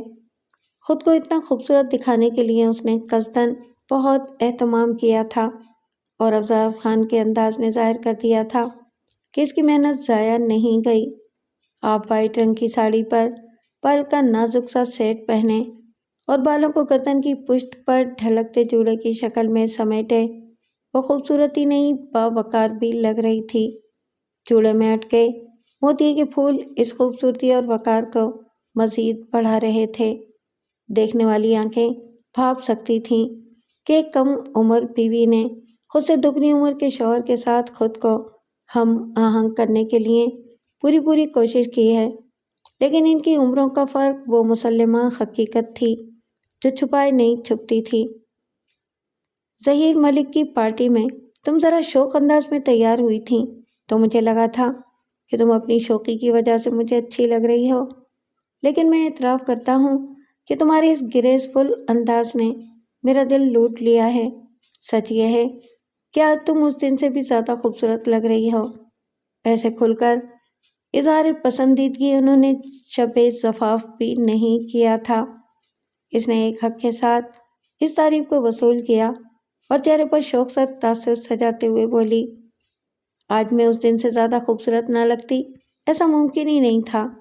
اس دن میں دنیا داری کے لیے تیار ہوئی تھی، جبکہ آج صرف اور صرف آپ کے لیے تیار ہوئی ہوں۔ یہ کہتے ہوئے اس کی نگاہیں خود بخود ریسٹوران کے داخلی راستے کی طرف اٹھ گئیں۔ دربان نے ابھی کسی کے لیے دروازہ وا کیا تھا۔ اس کی نظر کے واپس پلٹنے سے پہلے کھلے دروازے سے سیاہ ڈنر سوٹ میں ملبوس ایک ایسا شخص اندر داخل ہوا جس کا چہرہ شناسا ہونے کے باوجود اس کو پہچاننے میں ذرا سا وقت لگا۔ وہ سنی تھا، اس کا سابقہ شوہر سنی، جسے اس نے ہمیشہ کھلنڈرے سے انداز اور رف ٹف حلیے میں ہی دیکھا تھا۔ اسے اعتراف تھا کہ وہ اس حلیے میں بھی پرکشش لگتا تھا، لیکن یوں نک سے تیار تو وہ الگ ہی شے لگ رہا تھا، بالکل ایسے جیسے کوئی ایگزیکٹو ہو۔ شاید یہ اس کی نظروں کا ارتکاز ہی تھا کہ سنی نے بھی اس کی طرف دیکھا اور وہ بھی جیسے ٹھٹک سا گیا۔ اس کے یوں ٹھٹکنے اور خود کو یک ٹک دیکھنے پر اس نے دھیما سا مسکراتے ہوئے نظروں کا رخ بدل لیا۔ افضال خان اسے پکار رہے تھے، ارے بھائی کہاں کھو گئی ہو؟ میں پوچھ رہا ہوں کہ ڈنر آرڈر کر دیں؟ بالکل کر دیں جناب، آج بڑے عرصے بعد مجھے کھل کر بھوک لگی ہے۔ اس کے ہونٹوں کی مسکراہٹ اب بھی برقرار تھی۔ یہی سنی تھا جو اسے لہسن پیاز کی بو میں بسی ہوئی عورت کے تانے دے کر ادھر ادھر منہ مارتا پھرتا تھا۔ آج وہ اسے دیکھ کر اپنی نظریں واپس نہیں پلٹا سکا تھا۔ وہ پورے دعوے سے کہہ سکتی تھی کہ آج اس نے خود پر جو پرفیوم چھڑک رکھا تھا اس کی قیمت سنی کے مہینے بھر کی تنخواہ سے بھی زیادہ تھی۔ میں سوچ رہا ہوں کہ علیزہ کے لیے آنے والے رشتوں پر غور کر کے ان میں سے کسی ایک کو اس کے لیے سلیکٹ کر لوں۔ افضال خان اب بہت سے معاملات میں اس سے مشاورت کرنے لگے تھے۔ اچھا خیال ہے، لیکن دھیان رہے کہ کوئی بھی رشتہ قبول کرنے سے پہلے علیزہ سے اس کی رضامندی ضرور معلوم کر لیں۔ اس نے مشورہ دیتے ہوئے نظریں اٹھا کر سامنے دیکھا۔ ان سے 2 میز کے فاصلے پر دائیں قطار میں سنی بیٹھا ہوا تھا۔ وہ بالکل تنہا تھا اور اس کی نظروں کا رخ انہی کی میز کی طرف تھا۔ اس نے اس جانب دیکھا تو اس کی نظریں سنی کی نظروں سے ٹکرا گئیں۔ اس تصادم پر وہ خوش ہوتے ہوئے مسکرایا۔ سارا نے گھبرا کر اپنی نظریں واپس پلٹا لیں۔ آف کورس، میں علیزہ سے اس کی رائے لیے بغیر اس کے بارے میں کوئی فیصلہ کرنے کا سوچ بھی نہیں سکتا۔ وہ تو ویسے ہی بہت چوزی ہے، استعمال کی معمولی شے بھی اس کی پسند کے بغیر نہیں لی جا سکتی۔ پھر یہ تو اس کی ساری زندگی کا معاملہ ہے، اس میں تو اس کی پسند پوچھنی ہے۔ افضال خان اسے اس کی بات کا جواب دے رہے تھے۔ اسے ان کی طرف توجہ مرکوز کرنے کے لیے خاصی جد و جہد کرنا پڑی۔ ڈنر ان کی میز پر سرو کر دیا گیا۔ ڈنر کے دوران بھی افضال خان اس سے ہلکی پھلکی گفتگو کرتے رہے، لیکن اس کا دھیان بھٹک چکا تھا۔ نظریں بار بار سنی کی طرف اٹھ رہی تھیں۔ وہ بھی وہاں ڈنر کے لیے ہی آیا تھا۔ خلاف توقع وہ بالکل اکیلا ڈنر کر رہا تھا اور اس کا دھیان سارا کی طرف ہی تھا۔ وہ جب بھی نظریں اٹھا کر دیکھتی اسے اپنی طرف متوجہ پاتی۔ ہر بار نظروں کے ٹکراؤ پر وہ دھیمے سے مسکرانا نہیں بھولتا تھا۔ اس کی یہ مسکراہٹ سارا کا دل جلا رہی تھی اور اس کا بس نہیں چل رہا تھا کہ وہ اپنی جگہ سے اٹھ کر سنی کا خوبصورت چہرہ نوچ ڈالے۔ کیا بات ہے؟ تمہارا مون کچھ بدل گیا ہے، دھیان بھٹکا ہوا سا محسوس ہو رہا ہے۔ افضال خان نے اس کے مزاج کی تبدیلی کو محسوس کر لیا۔ بس وہ اچانک کی طبیعت کچھ عجیب سی ہو رہی ہے، گھبراہٹ سی محسوس ہو رہی ہے۔ اسے احساس ہوا کہ وہ مزید یہاں بیٹھ کر اداکاری جاری نہیں رکھ سکتی، چنانچہ کھانے سے ہاتھ کھینچ کر اعتراف کرنا مناسب سمجھا۔ ارے تو پہلے کیوں نہیں بتایا؟ طبیعت ٹھیک نہیں ہے تو چلو واپس چلتے ہیں، راستے میں ڈاکٹر کو بھی دکھا لیں گے۔ وہ اس کے لیے فکر مند ہونے لگے۔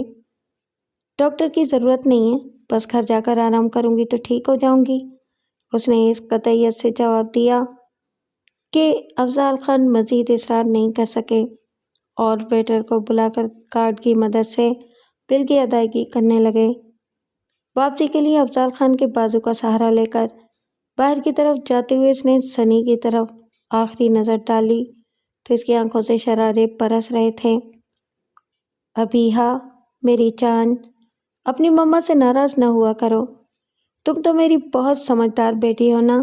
تمہیں پتہ ہے تمہاری مما کی بہت ساری مجبوریاں ہیں، تمہاری مما بہت سی اندیکھی زنجیروں میں بندھی ہوئی ہے، اور تمہیں پتہ ہے میری جان کہ تمہاری مما یہ زنجیریں صرف اور صرف تمہاری خاطر توڑنے کے لیے تیار نہیں ہیں۔ اگر میں نے یہ زنجیریں توڑ دیں تو میں تمہارے لیے وہ سب کچھ نہیں کر سکوں گی جو کرنا چاہتی ہوں، اس لیے پلیز اپنی مما سے ناراض نہ ہوا کرو۔ اپنی ابیہا کے سرانے بیٹھی وہ اس سے اپنی مجبوریوں کی داستانیں سنا رہی تھی۔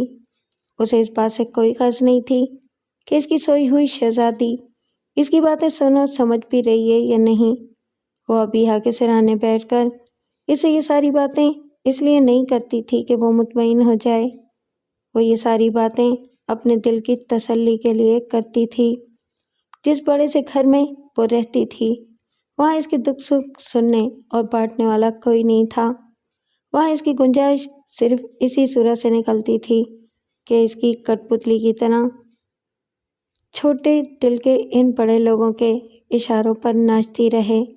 اگر وہ ایک لمحے کے لیے بھی یہ ناچ روک دیتی تو وہ لوگ اسے اس گھر سے نکالنے میں منٹ نہیں لگاتے، اور اسے اس گھر سے نہیں نکلنا تھا، اسے اپنی ابیہا کے لیے اسی گھر میں رہنا تھا۔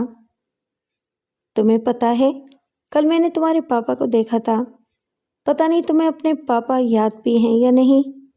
شروع سے بڑے گڈ لکنگ ہیں تمہارے پاپا، اب تو اور بھی زیادہ ہینڈسم ہو گئے ہیں، لیکن اس شخص کے خوبصورت چہرے کے پیچھے چھپی بدصورت شخصیت کو جتنا میں نے بھگتا ہے وہ میں ہی جانتی ہوں۔ وہ ایسا خود پسند اور خود غرض انسان تھا جو اپنی نیند خراب ہونے پر سردیوں کی راتوں میں مجھے اور تمہیں کمرے سے باہر نکال دیتا تھا۔ میں نے تمہیں سردی سے بچانے کے لیے کتنی ہی راتیں کچن میں بیٹھ کر جاگتے ہوئے گزاری ہیں، یہ میں ہی جانتی ہوں۔ بولتے بولتے اس کی آنکھوں سے آنسو پھسل پڑے، لیکن اس سے پہلے کہ آنسوؤں کے وہ قطرے اس کی سوئی ہوئی شہزادی پر گر کر اس کی نیند خراب کرتے، اس نے جلدی سے انہیں اپنے دوپٹے کے پلوں میں جذب کر ڈالا۔ مجھے لگتا تھا کہ اس کے دل میں کہیں نہ کہیں تمہارے لیے پیار ہوگا اور وہ تمہیں کھونے کا درد محسوس کرتا ہوگا، لیکن کل میں نے اس کی آنکھوں میں جو کچھ دیکھا اس نے میری ساری خوش فہمیوں کو مٹا ڈالا۔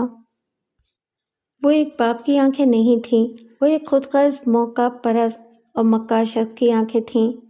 اس کے تصور کے پردے پر مسلسل کل ریسٹورانٹ میں نظر آنے والے سابقہ شوہر کا چہرہ لہرا رہا تھا۔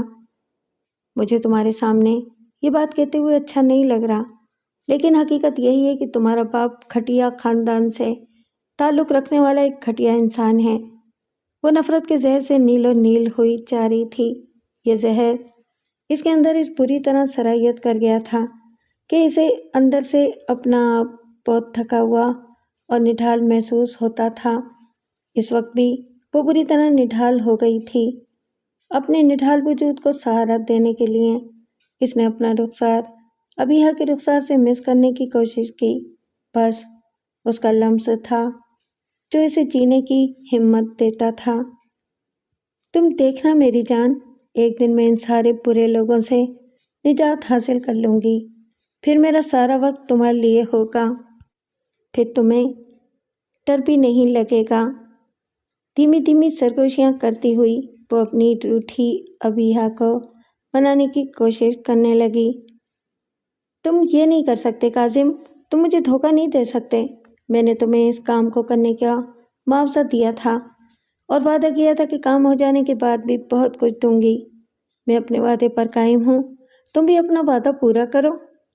وہ غصے اور بے بسی کی انتہا پر تھی، لیکن کاظم کے اطمینان میں سرے منہ فرق نہیں آیا تھا، بلکہ اس کے خاموش ہونے پر اس نے ایک استہزائیہ کہا لگایا تھا۔ معاوضہ؟ تمہاری اس چند لاکھ کے معاوضے کے لیے میں کروڑوں کا نقصان کر لوں؟ تم نے مجھے اتنا بیوقوف کب سے سمجھ لیا ہے بیبی؟ کروڑوں تو تمہیں میرا ساتھ دینے کی صورت میں بھی مل سکتے ہیں، بس تھوڑا سا صبر کرنا ہوگا، پھر سب کچھ میرا اور تمہارا ہی ہوگا۔ پتہ نہیں کیوں وہ اسے منانے کی کوشش کر رہی تھی۔ صبر؟ وہ ہنسا۔ مجھے کیا ضرورت ہے صبر کرنے کی، جبکہ پھل پک کر خود میری گود میں گرنے کے لیے تیار ہے۔ تم نے مجھے بیوقوف سمجھا ہوا ہے کہ میں سیدھے راستے سے ملنے والی دولت کو چھوڑ کر تمہارے بتائے ہوئے پیچیدہ راستے پر چلوں؟ یہ صرف دولت کے حصول کا تو معاملہ نہیں ہے کاظم، یہ اس فرض اور حق کی بھی بات ہے جسے تم کبھی ادا نہیں کر سکے۔ جب پہلے میں نے یہ فضول کام نہیں کیے تو اب کیوں کروں گا؟ وہی اس کی فطری بے نیازی اور بے پرواہی اس کے لہجے سے چھلک رہی تھی۔ تم نے مجھے یقین دلایا تھا، بلکہ وعدہ کیا تھا کہ تم میرا ساتھ دو گے۔ اس کی نظروں میں کاظم کی نم آنکھیں اور اداس چہرہ گھوم رہا تھا۔ سب جھوٹ اور دھوکہ تھا ڈارلنگ۔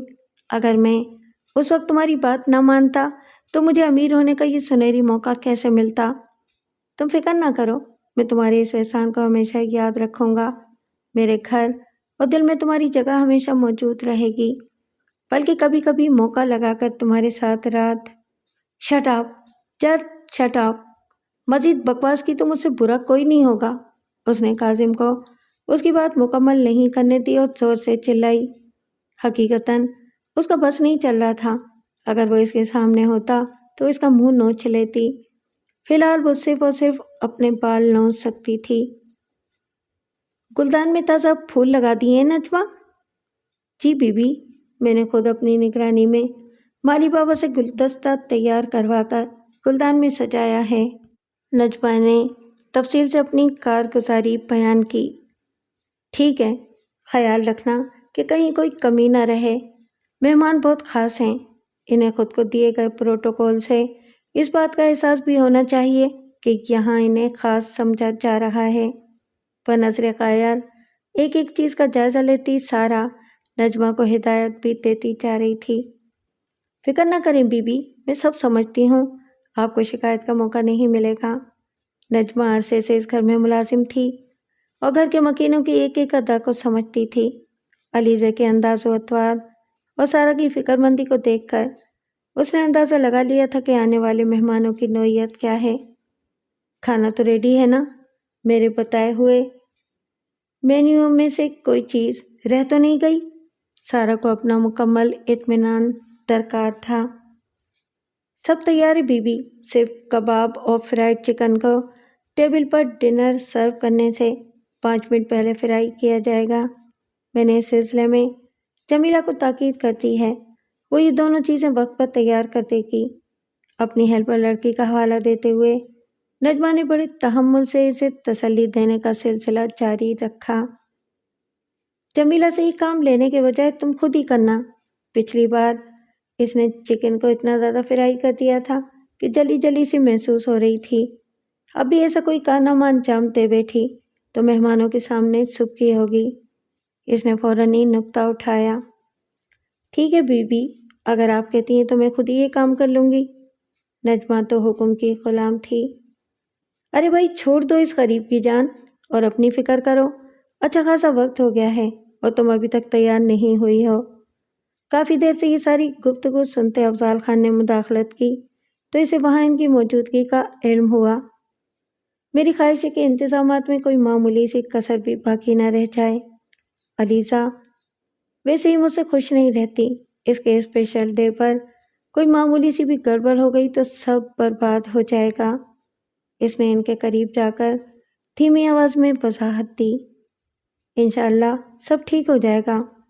یہ سارے ملازمین ٹرینڈ ہیں اور انہیں اس طرح کی دعوتوں کا انتظام کرنا بہت اچھی طرح آتا ہے۔ افضال خان نے اسے سمجھایا اور پھر بات کو جاری رکھتے ہوئے بولے، ویسے بھی لڑکا اکیلا ہی آ رہا ہے اور لڑکے کہاں اتنی باریکیوں میں پڑتے ہیں، لیکن آپ نے تو مجھے بتایا تھا کہ وہ اپنی والدہ کے ساتھ آ رہا ہے۔ سارا سن کر چونکی۔ آنا تو اسے انہی کے ساتھ تھا، لیکن صبح اس کا فون آ گیا کہ اچانک بلڈ پریشر ہائی ہونے کی وجہ سے وہ طویل سفر طے کر کے کراچی آنے کے لائق نہیں ہیں، اس لیے بہتر ہے کہ آج کی ملاقات کو کینسل کر دیا جائے۔ لیکن مجھے علیزہ کے انتخاب کو دیکھنے کی بے چینی تھی، اس لیے میں نے ملاقات کینسل کرنے کے بجائے بہتر سمجھا کہ فی الحال لڑکے سے مل لیا جائے۔ ہمیں اصل غرض تو لڑکے سے ہی ہے، اماں وغیرہ سے ملنا تو بس فارمیلٹی ہی ہے۔ چلیں یہ بھی ٹھیک ہے، وہ بھلا کیا اعتراض کرتی۔ میں جا کر تیار ہوتی ہوں۔ وہ اپنے کمرے کی طرف چلی گئی۔ کمرے سے مول ایک ڈریسنگ روم میں اس کا لباس اور میچنگ جیولری وغیرہ تیار رکھے تھے۔ اس نے اطمینان سے شاور لیا اور بڑے اہتمام سے سفید رنگ کا وہ لباس زیب تن کیا جو لڑکی کی سوتیلی ہی صحیح ماں کی حیثیت سے اس موقع کے لیے اسے مناسب لگا تھا۔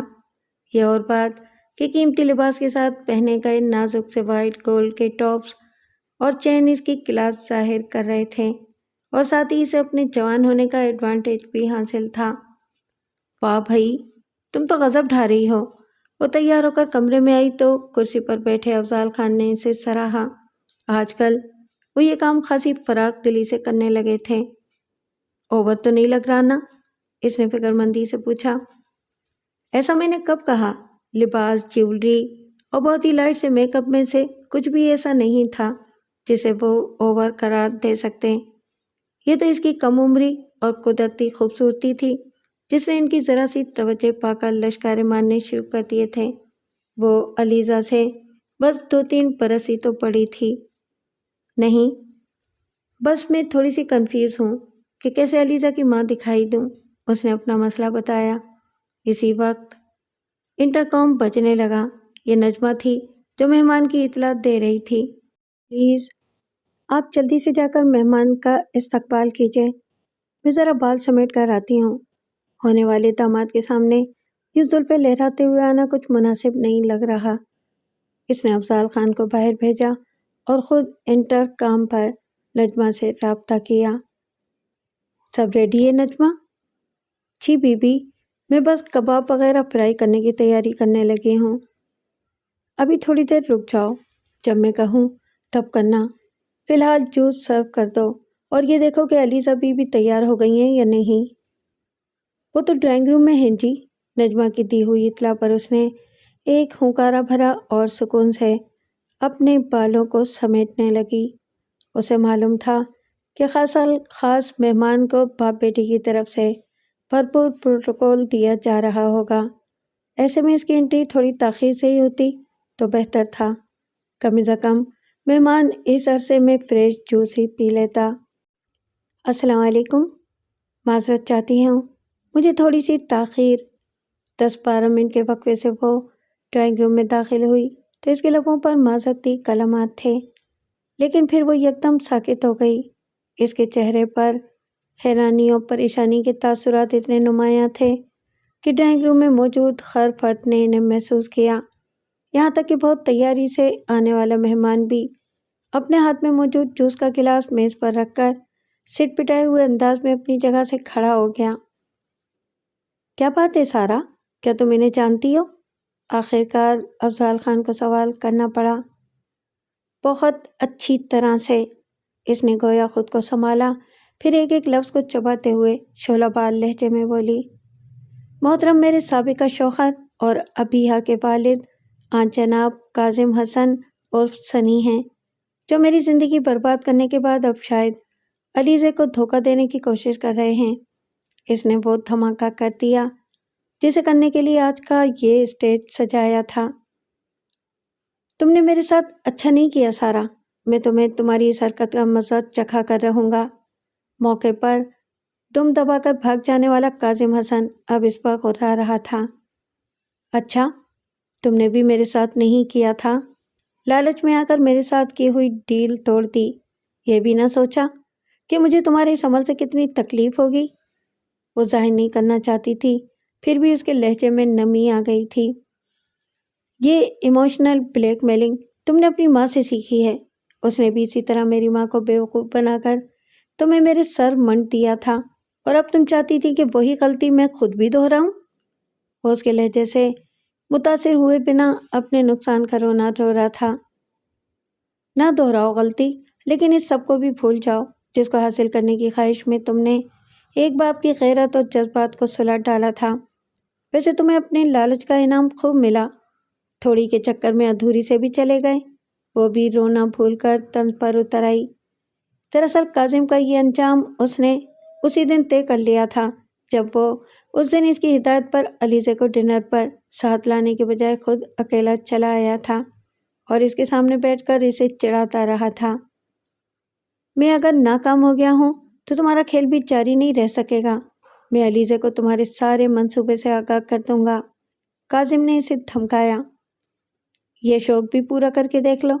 مجھے یقین ہے کہ اول تو وہ تمہاری کار ریسیو نہیں کرے گی، اور اگر اتفاق سے کر بھی لی تو ایک دھوکے باز کی کسی بات کا یقین نہیں کرے گی۔ جو بندہ ایک بار دھوکہ دے وہ ہمیشہ کے لیے ناقابل اعتبار ہو جاتا ہے۔ تم مجھے چیلنج مت کرو۔ تم اچھی طرح جانتی ہو کہ اگر کاظم حسن کسی لڑکی کو تسخیر کرنے کا فیصلہ کر لے تو اس کے سامنے زیادہ مزاحمت نہیں کر سکتی۔ میں نے علیزہ کو ایک بار شیشے میں اتارا تھا، دوبارہ بھی یہ کام کر سکتا ہوں، کاظم نے غصے سے دعویٰ کیا۔ چلو کوشش کر کے دیکھ لو، اس نے استہزائیہ لہجے میں جواب دیا اور سلسلہ منقطع کر کے زیر لب بڑبڑائی۔ علیزہ کوئی تمہاری نیم خواندہ پڑوسن شبو یا مڈل کلاس فیلو نہیں ہے جو تمہاری خوبصورتی اور چب جوانی سے بار بار زیر ہو جائے گی۔ وہ نازو پلی ملینئر باپ کی اکلوتی اور نخریلی بیٹی ہے جو اب تم پر تھوکے گی بھی نہیں، اور میں بھی اس کے باپ کے ذریعے اس بات کو یقینی بناؤں گی کہ اب اس پر تمہارا سایہ بھی نہ پڑ سکے۔ یہ میرا کھیل ہے کاظم حسن، اور اس کا انجام میں خود لکھوں گی۔ کیا ہوا؟ ایسے کیوں بیٹھے ہیں؟ وہ سارے کام نمٹا کر خوابگاہ میں واپس آئی تو افضال خان کو سر پکڑے بیٹھے دیکھ کر فکر مندی سے بولی، علیزہ کے بارے میں سوچ سوچ کر سر میں درد ہو گیا ہے۔ جو کچھ ہوا وہ اس کے لیے بالکل ناقابل برداشت تھا۔ تم دیکھ رہی ہو نا اس کا رویہ؟ میں جانتا ہوں کہ وہ ڈپریشن کی انتہا پر ہے، لیکن میں اسے اس کیفیت سے نکالنے کے لیے کچھ کر نہیں پا رہا ہوں۔ میری اتنی دولت اس مشکل وقت میں میرے کسی کام کی نہیں ہے۔ انہوں نے جھنجھلاہٹ اور بے بسی میں اپنے سر کے بال نوچ ڈالے۔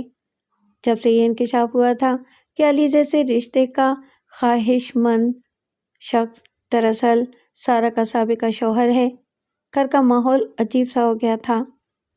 اس واقعے کے بعد سے علیزہ ایک بار بھی کمرے سے باہر نہیں نکلی تھی۔ سارا کے حکم پر ملازمہ اس کے لیے ناشتہ اور کھانا اس کے کمرے میں پہنچا دیتی تھی، لیکن عموماً یہ چیزیں جو کی توں واپس آ جاتی تھیں۔ بعض اوقات ملازمہ کو بے نقط سننا بھی پڑتی تھیں۔ آج تو حد ہی ہو گئی تھی۔ آفس سے آنے کے بعد افضال خان نے بہت سا وقت اس کے کمرے میں گزارا تھا، لیکن اس نے ان کی چند ایک باتوں کا جواب دینے کے سوا کوئی کلام نہیں کیا تھا، یہاں تک کہ وہ ان کے بے حد اصرار پر کھانے کے لیے کمرے سے باہر بھی نہیں آئی تھی۔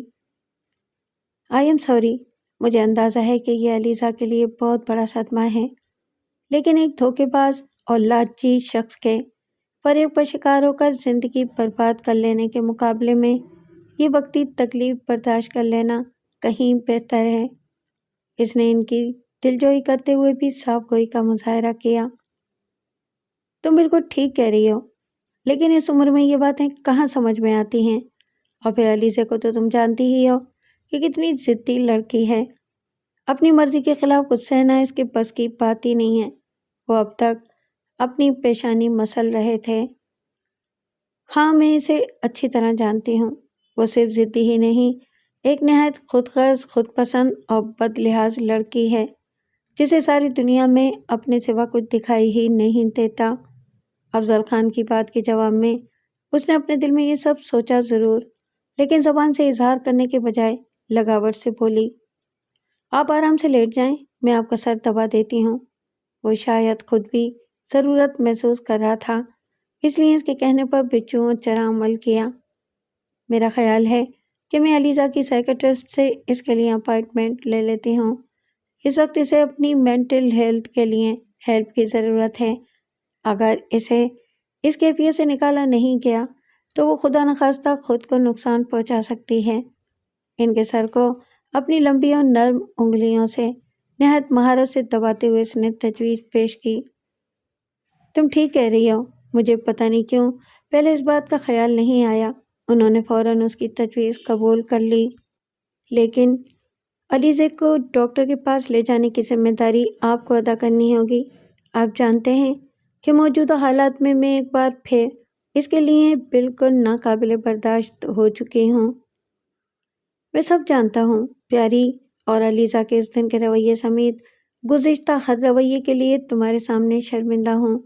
انہوں نے اپنی پیشانی پر متحرک اس کے ہاتھ کو اپنے ہاتھ میں لے کر دبایا اور ندامت سے بولے، اس دن کاظم کے وہاں سے چلے جانے کے بعد علیزہ نے بہت تماشا لگایا تھا۔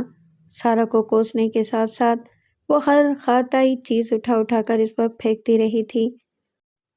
اس کا پھینکا گیا ایک میٹل پیس اس زور سے سارا کے شانے پر آ کر لگا تھا کہ وہ دواؤں کے استعمال کے باوجود ابھی تک اپنے شانے میں ہلکا ہلکا درد محسوس کر رہی تھی، لیکن اس درد کی خیر تھی۔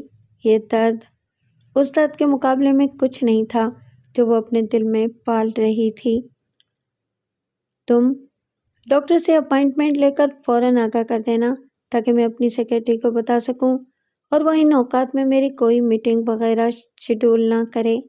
افضل خان جس فکر کو ساتھ لے کر سوئے تھے، ناشتے کی میز پر بھی وہی فکر ان کے سر پر سوار تھی۔ بیٹیاں کتنی پیاری ہیں نا، کاش کسی نے میرے لیے بھی یہ بات سمجھی ہوتی اور جانا ہوتا کہ میری بیاہ کی زندگی میں میری کیا اہمیت ہے۔ ان کی بے قراری پر اسے اپنے دل کی بے چینی یاد آئی اور اپنی معصوم بچی کی شکل آنکھوں کے سامنے گھومنے لگی۔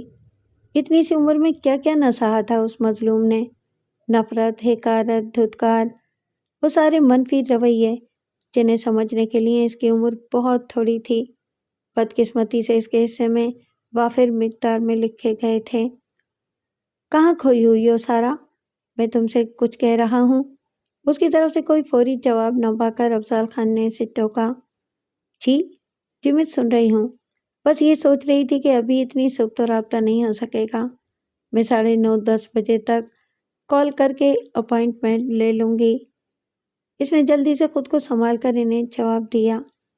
ٹھیک ہے، وہ مختصر جواب دے کر ناشتے میں مصروف ہو گئے۔ اس نے بھی بڑی نفاست سے ایک بریڈ سلائس پر مکھن لگایا اور گرما گرم چائے کے گھونٹ لیتے ہوئے ساتھ ساتھ اسے کھانے لگی۔ اس گھر میں اس کے پاس تو ناشتے کے لیے بے شمار انتخابات موجود تھے، لیکن یہ سادہ سا ناشتہ آج بھی اس کا سب سے پسندیدہ تھا۔ اسی کی طرح ابیحہ کو بھی یہ ناشتہ بہت پسند تھا، لیکن وہ یہاں ملنے والے نئے نئے لوازمات سے بھی بہت خوش ہوتی تھی۔ اصل میں اس گھر کی ہر چیز ہی اس کے لیے بہت انوکھی اور حیرت انگیز تھی، اور وہ ونڈرلینڈ میں آئی ایلس کی طرح حیرت، تجسس اور خوشی کے ملے جلے تاثرات کے ساتھ ان سب نئی چیزوں میں دلچسپی رکھتی تھی۔ قدرت کی طرف سے بچوں کو ودیت کیا گیا فطری تجسس اسے اکساتا تھا کہ وہ ہر نئی چیز کو قریب سے چھو کر دیکھے، لیکن یہاں اس پر بے شمار پابندیاں عائد تھیں۔ وہ شیشے کے باکس میں قید کسی گڑیا کی طرح اپنی کھلی آنکھوں سے سب کچھ دیکھ تو سکتی تھی، لیکن اسے اپنی قید سے باہر آ کر ان چیزوں کے درمیان چلنے پھرنے کی اجازت نہیں تھی۔ آج بہت خاموش ہو، ایسا لگ رہا ہے کہ بار بار کسی سوچ میں ڈوب جاتی ہو۔ افضل خان کی آواز اسے پھر خیالات کی دنیا سے باہر کھینچ لائی۔ نہیں، بس وہ علیزہ کے متعلق ہی سوچ رہی تھی۔ کل پورا دن اس نے کھانا نہیں کھایا تھا۔ رات کو میں نے نجمہ کے ہاتھ دودھ کا گلاس بھجوایا تھا، نہیں معلوم اس نے وہ دودھ بھی پیا تھا کہ نہیں۔ وہ ان سے ان کی بیٹی کے متعلق کی بات کر سکتی تھی۔ اف، یہ لڑکی۔ انہوں نے ہاتھ میں موجود جوس کا گلاس میز پر واپس رکھا اور نجمہ کو آوازیں دینے لگے۔ یس سر۔ نجمہ بوتل کے جن کی طرح حاضر ہو گئی۔ علیزہ بی بی نے رات کو دودھ پیا تھا؟ مجھے نہیں معلوم سر، میں دودھ کا گلاس لے کر ان کے کمرے میں گئی تھی تو انہوں نے مجھے بہت ڈانٹا تھا اور دھمکی دی تھی کہ اب اگر میں بنا اجازت ان کے کمرے میں آئی تو وہ میرا سر توڑ دیں گی۔ نجمہ نے سہمے ہوئے لہجے میں ان کے سوال کا جواب دیا۔ اوکے، تم جاؤ، میں خود دیکھتا ہوں۔ وہ ناشتہ ادھورا چھوڑ کر بیٹی کی خبر گیری کے لیے اٹھ گئے۔ سارا اپنی جگہ بیٹھی دل جمی سے اپنے ناشتے سے لطف اندوز ہوتی رہی۔ چائے ختم ہونے پر اس نے اپنی پیالی میں مزید گرم چائے نکالی۔ ابھی اس نے چائے کے 2 گھونٹ لیے تھے کہ اوپر سے افضال خان کے چیخنے کی آواز آئی۔ اس نے کچھ بیزاری سے چائے کا کپ میز پر رکھا اور کرسی چھوڑ کر کھڑی ہو گئی۔ اس عرصے میں افضال خان کی آوازیں مزید بلند ہو چکی تھیں۔ اس بار اس نے پھرتی کا مظاہرہ کیا اور اوپری منزل کی طرف بھاگی۔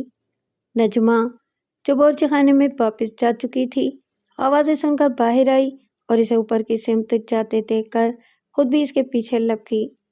وہ دونوں تقریباً ساتھ ساتھ علیزہ کے کمرے میں پہنچی تو وہاں کا منظر دیکھ کر دنگ رہ گئیں۔ بستر پر علیزہ کا اینٹھا ہوا جسم پڑا تھا، چہرے پر اذیت کے تاثرات رقم تھے اور منہ سے جھاگ بہہ کر اس کی ٹھوڑی اور گردن کے ساتھ ساتھ تکیے پر بھی آ گیا تھا۔ وہ باپ کی پکار سے بے نیاز آنکھیں بند کیے بے خبر سو رہی تھی۔ اسے دیکھو سارا، دیکھو اسے کیا ہوا ہے، پلیز کسی ڈاکٹر کو کال کرو، بلکہ ایمبولینس بلواؤ، ہم اسے ہسپتال لے کر چلتے ہیں۔ وہ علیزہ کو جگانے کی کوشش کرتے ہوئے ہزیانی سے لہجے میں اس سے مخاطب تھے، لیکن وہ انہیں جواب دینے کے بجائے کھوئی کھوئی نظروں سے کمرے کا جائزہ لے رہی تھی۔ علیزہ کی سائڈ ٹیبل پر سلیپنگ پلز کی خالی بوتل رکھی تھی۔ اس کو اکثر بے خوابی کی شکایت رہتی تھی، اس لیے وہ اکثر سونے کے لیے ان گولیوں کا استعمال کرتی تھی۔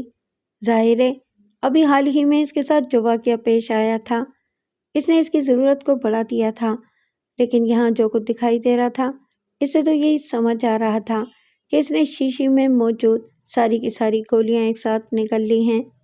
خودکشی۔ نجمہ کے ہونٹوں سے نکلنے والی سرسراتی آواز نے ایک لفظ میں کمرے کی مجموعی صورتحال کو بیان کر ڈالا۔ سارا نے ایک جھرجھری سی لیتے ہوئے فرش پر بکھرے کانچ کے ٹکڑوں کو دیکھا۔ یہ اس گلاس کے ٹکڑے تھے جس میں اسے دودھ بھجوایا گیا تھا، ساتھ میں دودھ کی معمولی مقدار بھی موجود تھی، جس کا مطلب تھا کہ علیزہ نے دودھ پینے کے بعد گلاس فرش پر پھینک دیا تھا یا اس کے ہاتھ سے چھوٹ کر نیچے گرنے کے بعد ٹکڑوں میں تقسیم ہو گیا تھا۔ ڈاکٹر کو فون کریں بی بی، نجمہ نے اس کا شانہ ہلا کر سہمے ہوئے لہجے میں اسے مخاطب کیا۔ دوا کا وقت گزر گیا ہے نجمہ، اب بس دعا کا وقت ہے۔ علیزہ کے ساکت وجود کو دیکھتے ہوئے اس نے وہ حقیقت بیان کی جو صاف دکھائی دے رہی تھی۔ دعائے مغفرت کا وقت۔ اس کی بڑبڑاہٹ اتنی دھیمی تھی کہ نجمہ کو سنائی نہ دی، لیکن وہ از خود فیصلہ کرتے ہوئے باہر کی طرف بھاگی تاکہ گھر کے دیگر ملازمین کو بھی کھونے والے واقعے کی خبر دی جا سکے۔ جب یہ خبر نکلی تو جنگل کی آگ کی طرح خرسو پھیل گئی۔ معروف صنعت کار افضل خان کی اکلوتی بیٹی علیزہ خان نے محبت میں ناکامی کے باعث خودکشی کر لی۔ یہ وہ خبر تھی جو صرف گلی محلوں میں رہنے والی عام نیم خواندہ عورتیں ہی دانتوں میں انگلیاں داب کر نہیں سنتی، بلکہ جس میں اعلیٰ طبقے کی خواتین بھی بھرپور دلچسپی لیتی ہیں، پھر گھر کے ملازمین کے ذریعے باہر نکلنے والی باتیں۔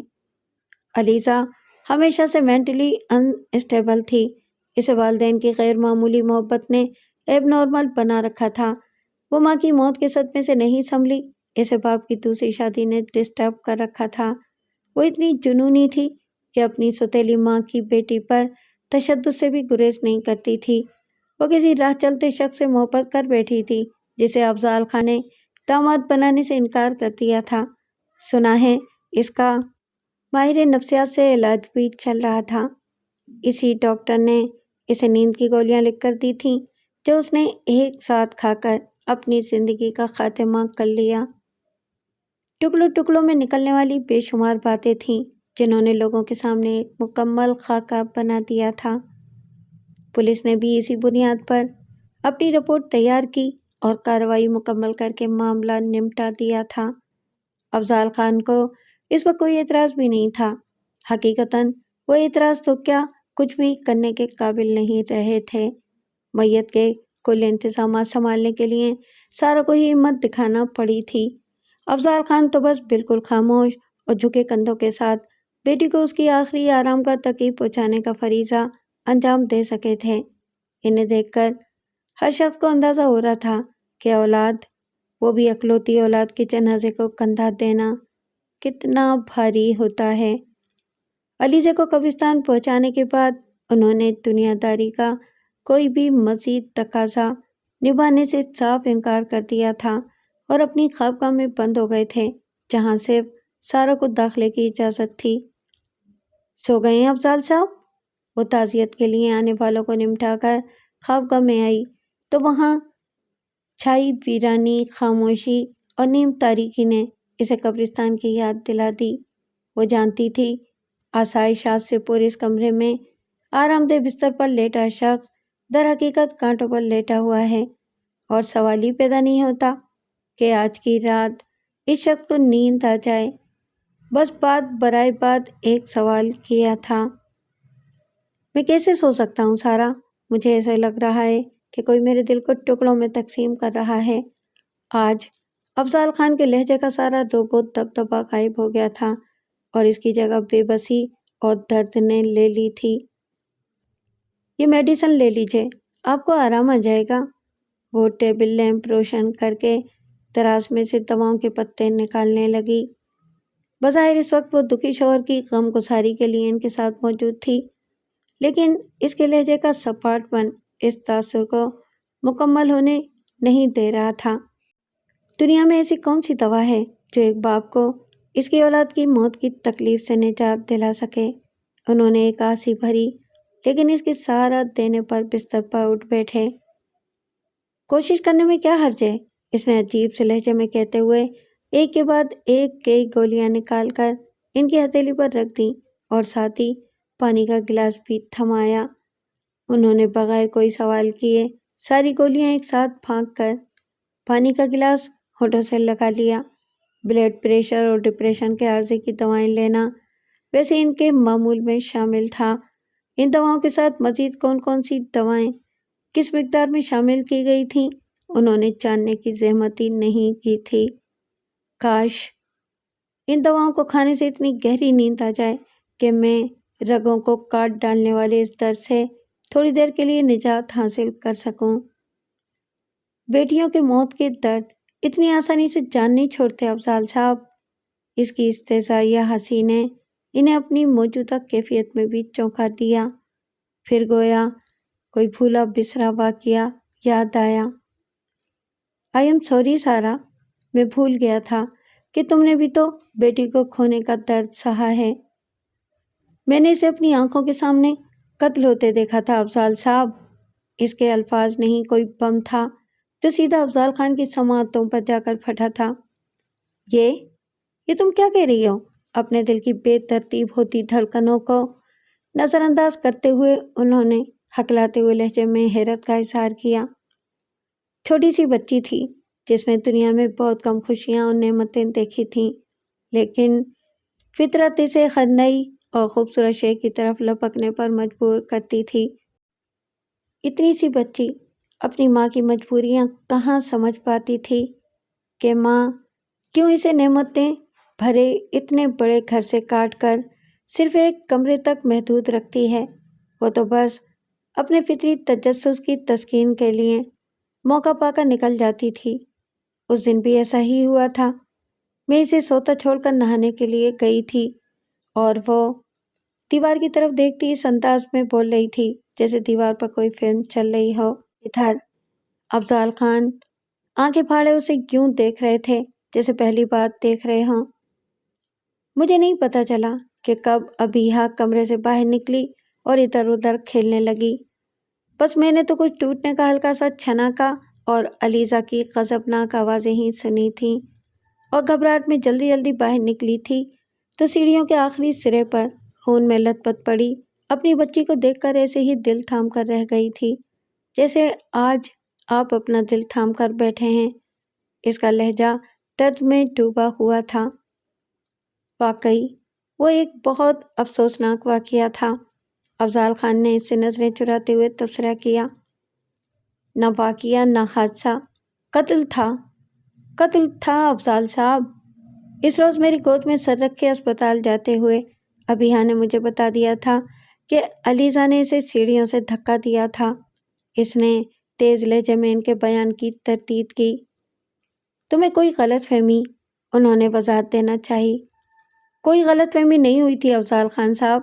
اس روز آپ کے اس محل جیسے گھر میں کرسٹل کا بے جان گلدان توڑنے پر میری جیتی جاگتی گڑیا کو توڑ پھوڑ دیا گیا تھا، اور سچ پر پردہ ڈالنے کے لیے ملازمین کو بھی یہ بیان دینے پر مجبور کیا گیا تھا کہ بچی خود بخود ہی کھیلتے ہوئے سیڑھیوں سے نیچے لڑک گئی تھی۔ اس نے اتنی تیزی سے ان کی بات کاٹی کہ وہ اس کی شکل تکتے رہ گئے۔ ویسے بھی لمحہ بلمحہ بڑھتی ہوئی دل کی دھڑکن انہیں مسلسل بے چین کر رہی تھی۔ آپ کیا سمجھتے ہیں، اگر اس دن قدرت ابیہا کو اصلیت بتانے کی مہلت نہ دیتی تو کیا تب بھی مجھ سے سچ چھپ جاتا؟ ہرگز نہیں۔ میں اچھی طرح جانتی تھی کہ آپ کی جنونی بیٹی مجھ سمیت میری بیٹی سے کتنی نفرت کرتی ہے۔ وہ پہلے بھی ابیہا پر کئی بار ہاتھ اٹھا چکی تھی۔ اس روز بھی اس نے اسے سیڑھیوں سے دھکا دیا تھا۔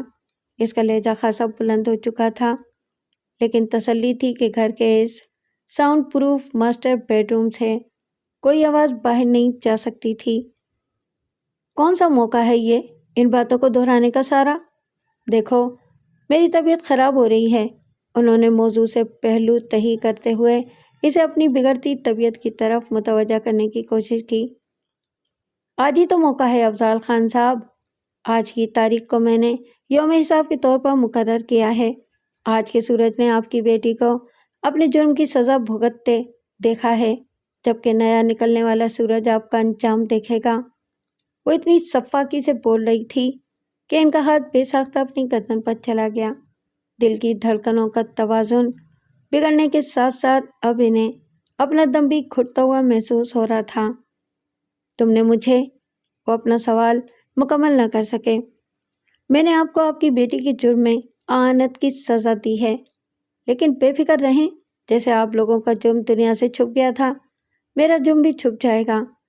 ویسے بھی میں نے کیا ہی کیا ہے، بس کچھ دواؤں کی ترتیب اور مقدار ہی تو آگے پیچھے کی ہے، اور ایسی غلطی تو ایک دکھی باپ سے ہو ہی سکتی ہے۔ ویسے میرا نہیں خیال کہ کوئی ڈاکٹر اتنی گہرائی میں جانے کی زحمت کرے گا۔ سب یہی سمجھیں گے کہ اکلوتی بیٹی کی موت کے صدمے سے نڈھال افضال خان ہارٹ اٹیک ہونے سے اللہ کو پیارے ہو گئے۔ اپنی بات کے اختتام پر اس نے ایک وحشیانہ سا قہقہا لگایا، لیکن افضال خان میں اب اتنی بھی ہمت نہیں رہی تھی کہ زبان سے کوئی اعتراض کر سکتے۔ وہ بس اپنی پھٹی ہوئی آنکھوں سے اسے دیکھتے ہوئے ایک طرف لڑک گئے۔ مہمان کو ڈرائنگ روم میں بٹھاؤ، میں ابھی آتی ہوں۔ اگرچہ افضال خان کی موت کو 15 دن گزر گئے تھے، لیکن تعزیت کے لیے آنے والوں کا سلسلہ ابھی جاری تھا۔ اس وقت بھی نجمہ نے اسے کسی کی آمد کی اطلاع دی تھی۔ اس نے آنے والے کا نام سن کر ایک گہرا سانس لیا اور پھر نجمہ کو اسے ڈرائنگ روم میں بٹھانے کی اجازت دے دی۔ در حقیقت وہ پہلے دن سے اس شخص کی آمد کی منتظر تھی، اور اب جب کہ وہ آ گیا تھا تو اس سے ملاقات کے لیے فوری طور پر اپنی جگہ سے نہیں اٹھی تھی۔ میں جانتی ہوں کہ تمہیں مجھ سے کیا کہنا ہے، اس لیے مجھے تم سے ملنے کی ایسی کوئی جلدی نہیں ہے۔ ہاں، تمہیں انتظار کروا کر میں تمہاری بے چینی اور بے قراری سے لطف اندوز ہو سکتی ہوں۔ وہ آنے والے سے دل ہی دل میں مخاطب ہوئی اور پھر اپنی جگہ سے اٹھ کر آئینے کے سامنے جا کھڑی ہوئی۔ آئینے میں اسے سیاہ لباس میں ملبوس ایک 24.5 سالہ بیوہ کا چہرہ دکھائی دیا۔ ایسی بیوہ کا چہرہ جس کے شوہر کی موت پر لوگ زبان سے تو تعزیت کا اظہار کرتے تھے، لیکن ان کی نگاہوں میں کھوج ہوتی تھی کہ آیا وہ سچ مچ اپنے شوہر کے مرنے پر غمزدہ ہے بھی یا نہیں۔ وہ جانتی تھی کہ تعزیت کے لیے آنے والوں میں سے بیشتر اس کے نصیب پر رشک کرتے تھے کہ مختصر عرصے کی بے جوڑ شادی بھگتنے کے بعد وہ ایک بڑی دولت کی مالک بن گئی ہے۔ لوگوں کو لگتا ہے کہ اپنی جوانی اور افضال خان کی دولت کے سہارے میں اپنی من چاہی زندگی گزار سکتی ہوں، لیکن لوگ کیا جانیں کہ میرے دل سے زندہ رہنے کی ہر خواہش ابیحا کے ساتھ ہی دفن ہو گئی تھی۔ اس نے آئینے میں نظر آنے والے اپنے عکس کے ہونٹوں پر ایک تلخ سی مسکراہٹ ابھرتی دیکھی، پھر یوں ہی ہاتھوں کی مدد سے پہلے سے سنورے ہوئے بالوں کو سنوارنے لگی۔ اس کام سے فارغ ہو کر اس نے دوپٹے کو کرینے سے سر پر سیٹ کیا اور خرامہ خرامہ چلتے ہوئے کمرے سے باہر نکلی۔ اسی وقت اس نے نجمہ کو باورچی خانے سے چائے کی ٹرالی لے کر نکلتے ہوئے دیکھا۔ تربیت یافتہ ملازمین ہر کام بغیر کہے کرنے کے عادی تھے۔ تعزیت کے لیے آنے والوں کو مناسب لوازمات کے ساتھ چائے پیش کرنا بھی ایک ایسی ذمہ داری تھی جو نجمہ بغیر کسی ہدایت کے انجام دے رہی تھی، لیکن اس وقت اس کے ڈرائنگ روم میں جو مہمان موجود تھا اس کی خاطر و مدارات اسے منظور نہیں تھی، اس لیے نجمہ کو اشارے سے روک دیا، پھر کچھ سوچ کر بولی، اچھا لے آؤ، لیکن ٹرالی میں صرف ایک خالی پیالی ہونی چاہیے۔ نجمہ نے کچھ نہ سمجھتے ہوئے اس کے حکم کی تعمیل کی۔ السلام علیکم۔ وہ نجمہ ساتھ ساتھ ڈرائنگ روم میں داخل ہوئے تھے، اس لیے آنے والے نے صوفے سے کھڑے ہو کر بہت مہذبانہ انداز میں اسے سلام کیا تھا۔ بیٹھو، اس نے سلام کا جواب دینے کی زحمت کیے بغیر سپاٹ لہجے میں اس سے کہا اور ساتھ ہی نجمہ کو وہاں سے جانے کا اشارہ کیا۔ تمہاری سوتیلی بیٹی اور شوہر کی موت کی خبر ملی تو سوچا چل کر تم سے معذرت اور تعزیت کر لی جائے۔ سارا کے سپاٹ رویے کے باوجود اس نے بہت بے تکلفی سے گفتگو کا آغاز کیا۔ کافی تاخیر سے نہیں ملی تمہیں یہ خبر؟ اس نے ٹانگ پر ٹانگ رکھ کر بیٹھتے ہوئے اس کی آنکھوں میں دیکھ کر طنز کیا۔ کاظم حسن جس کی خبر رکھنا چاہے اسے اس کی خبریں ملنے میں کبھی دیر نہیں لگتی۔ یہ علیزہ اور افضال خان کے متعلق خبریں بھی مجھے فوراً مل گئی تھیں، بلکہ میں تو پہلے ہی ان خبروں کا منتظر تھا، لیکن اس نے اپنا جملہ ادھورا چھوڑ کر سارا کو مسکراتی نظروں سے دیکھا۔ سارا نے جواباً اسے کوئی رد عمل نہیں دیا اور ہاتھ بڑھا کر ٹرالی اپنی طرف کھینچی۔ میں 2 چمچ چائے لوں گا۔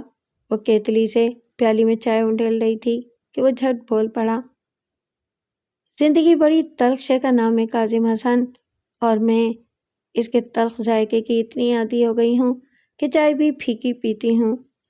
اس نے ٹھہرے ہوئے لہجے میں اسے جواب دیا اور بہت اطمینان سے بھاپ اڑاتی چائے کا ایک گھونٹ بھرا۔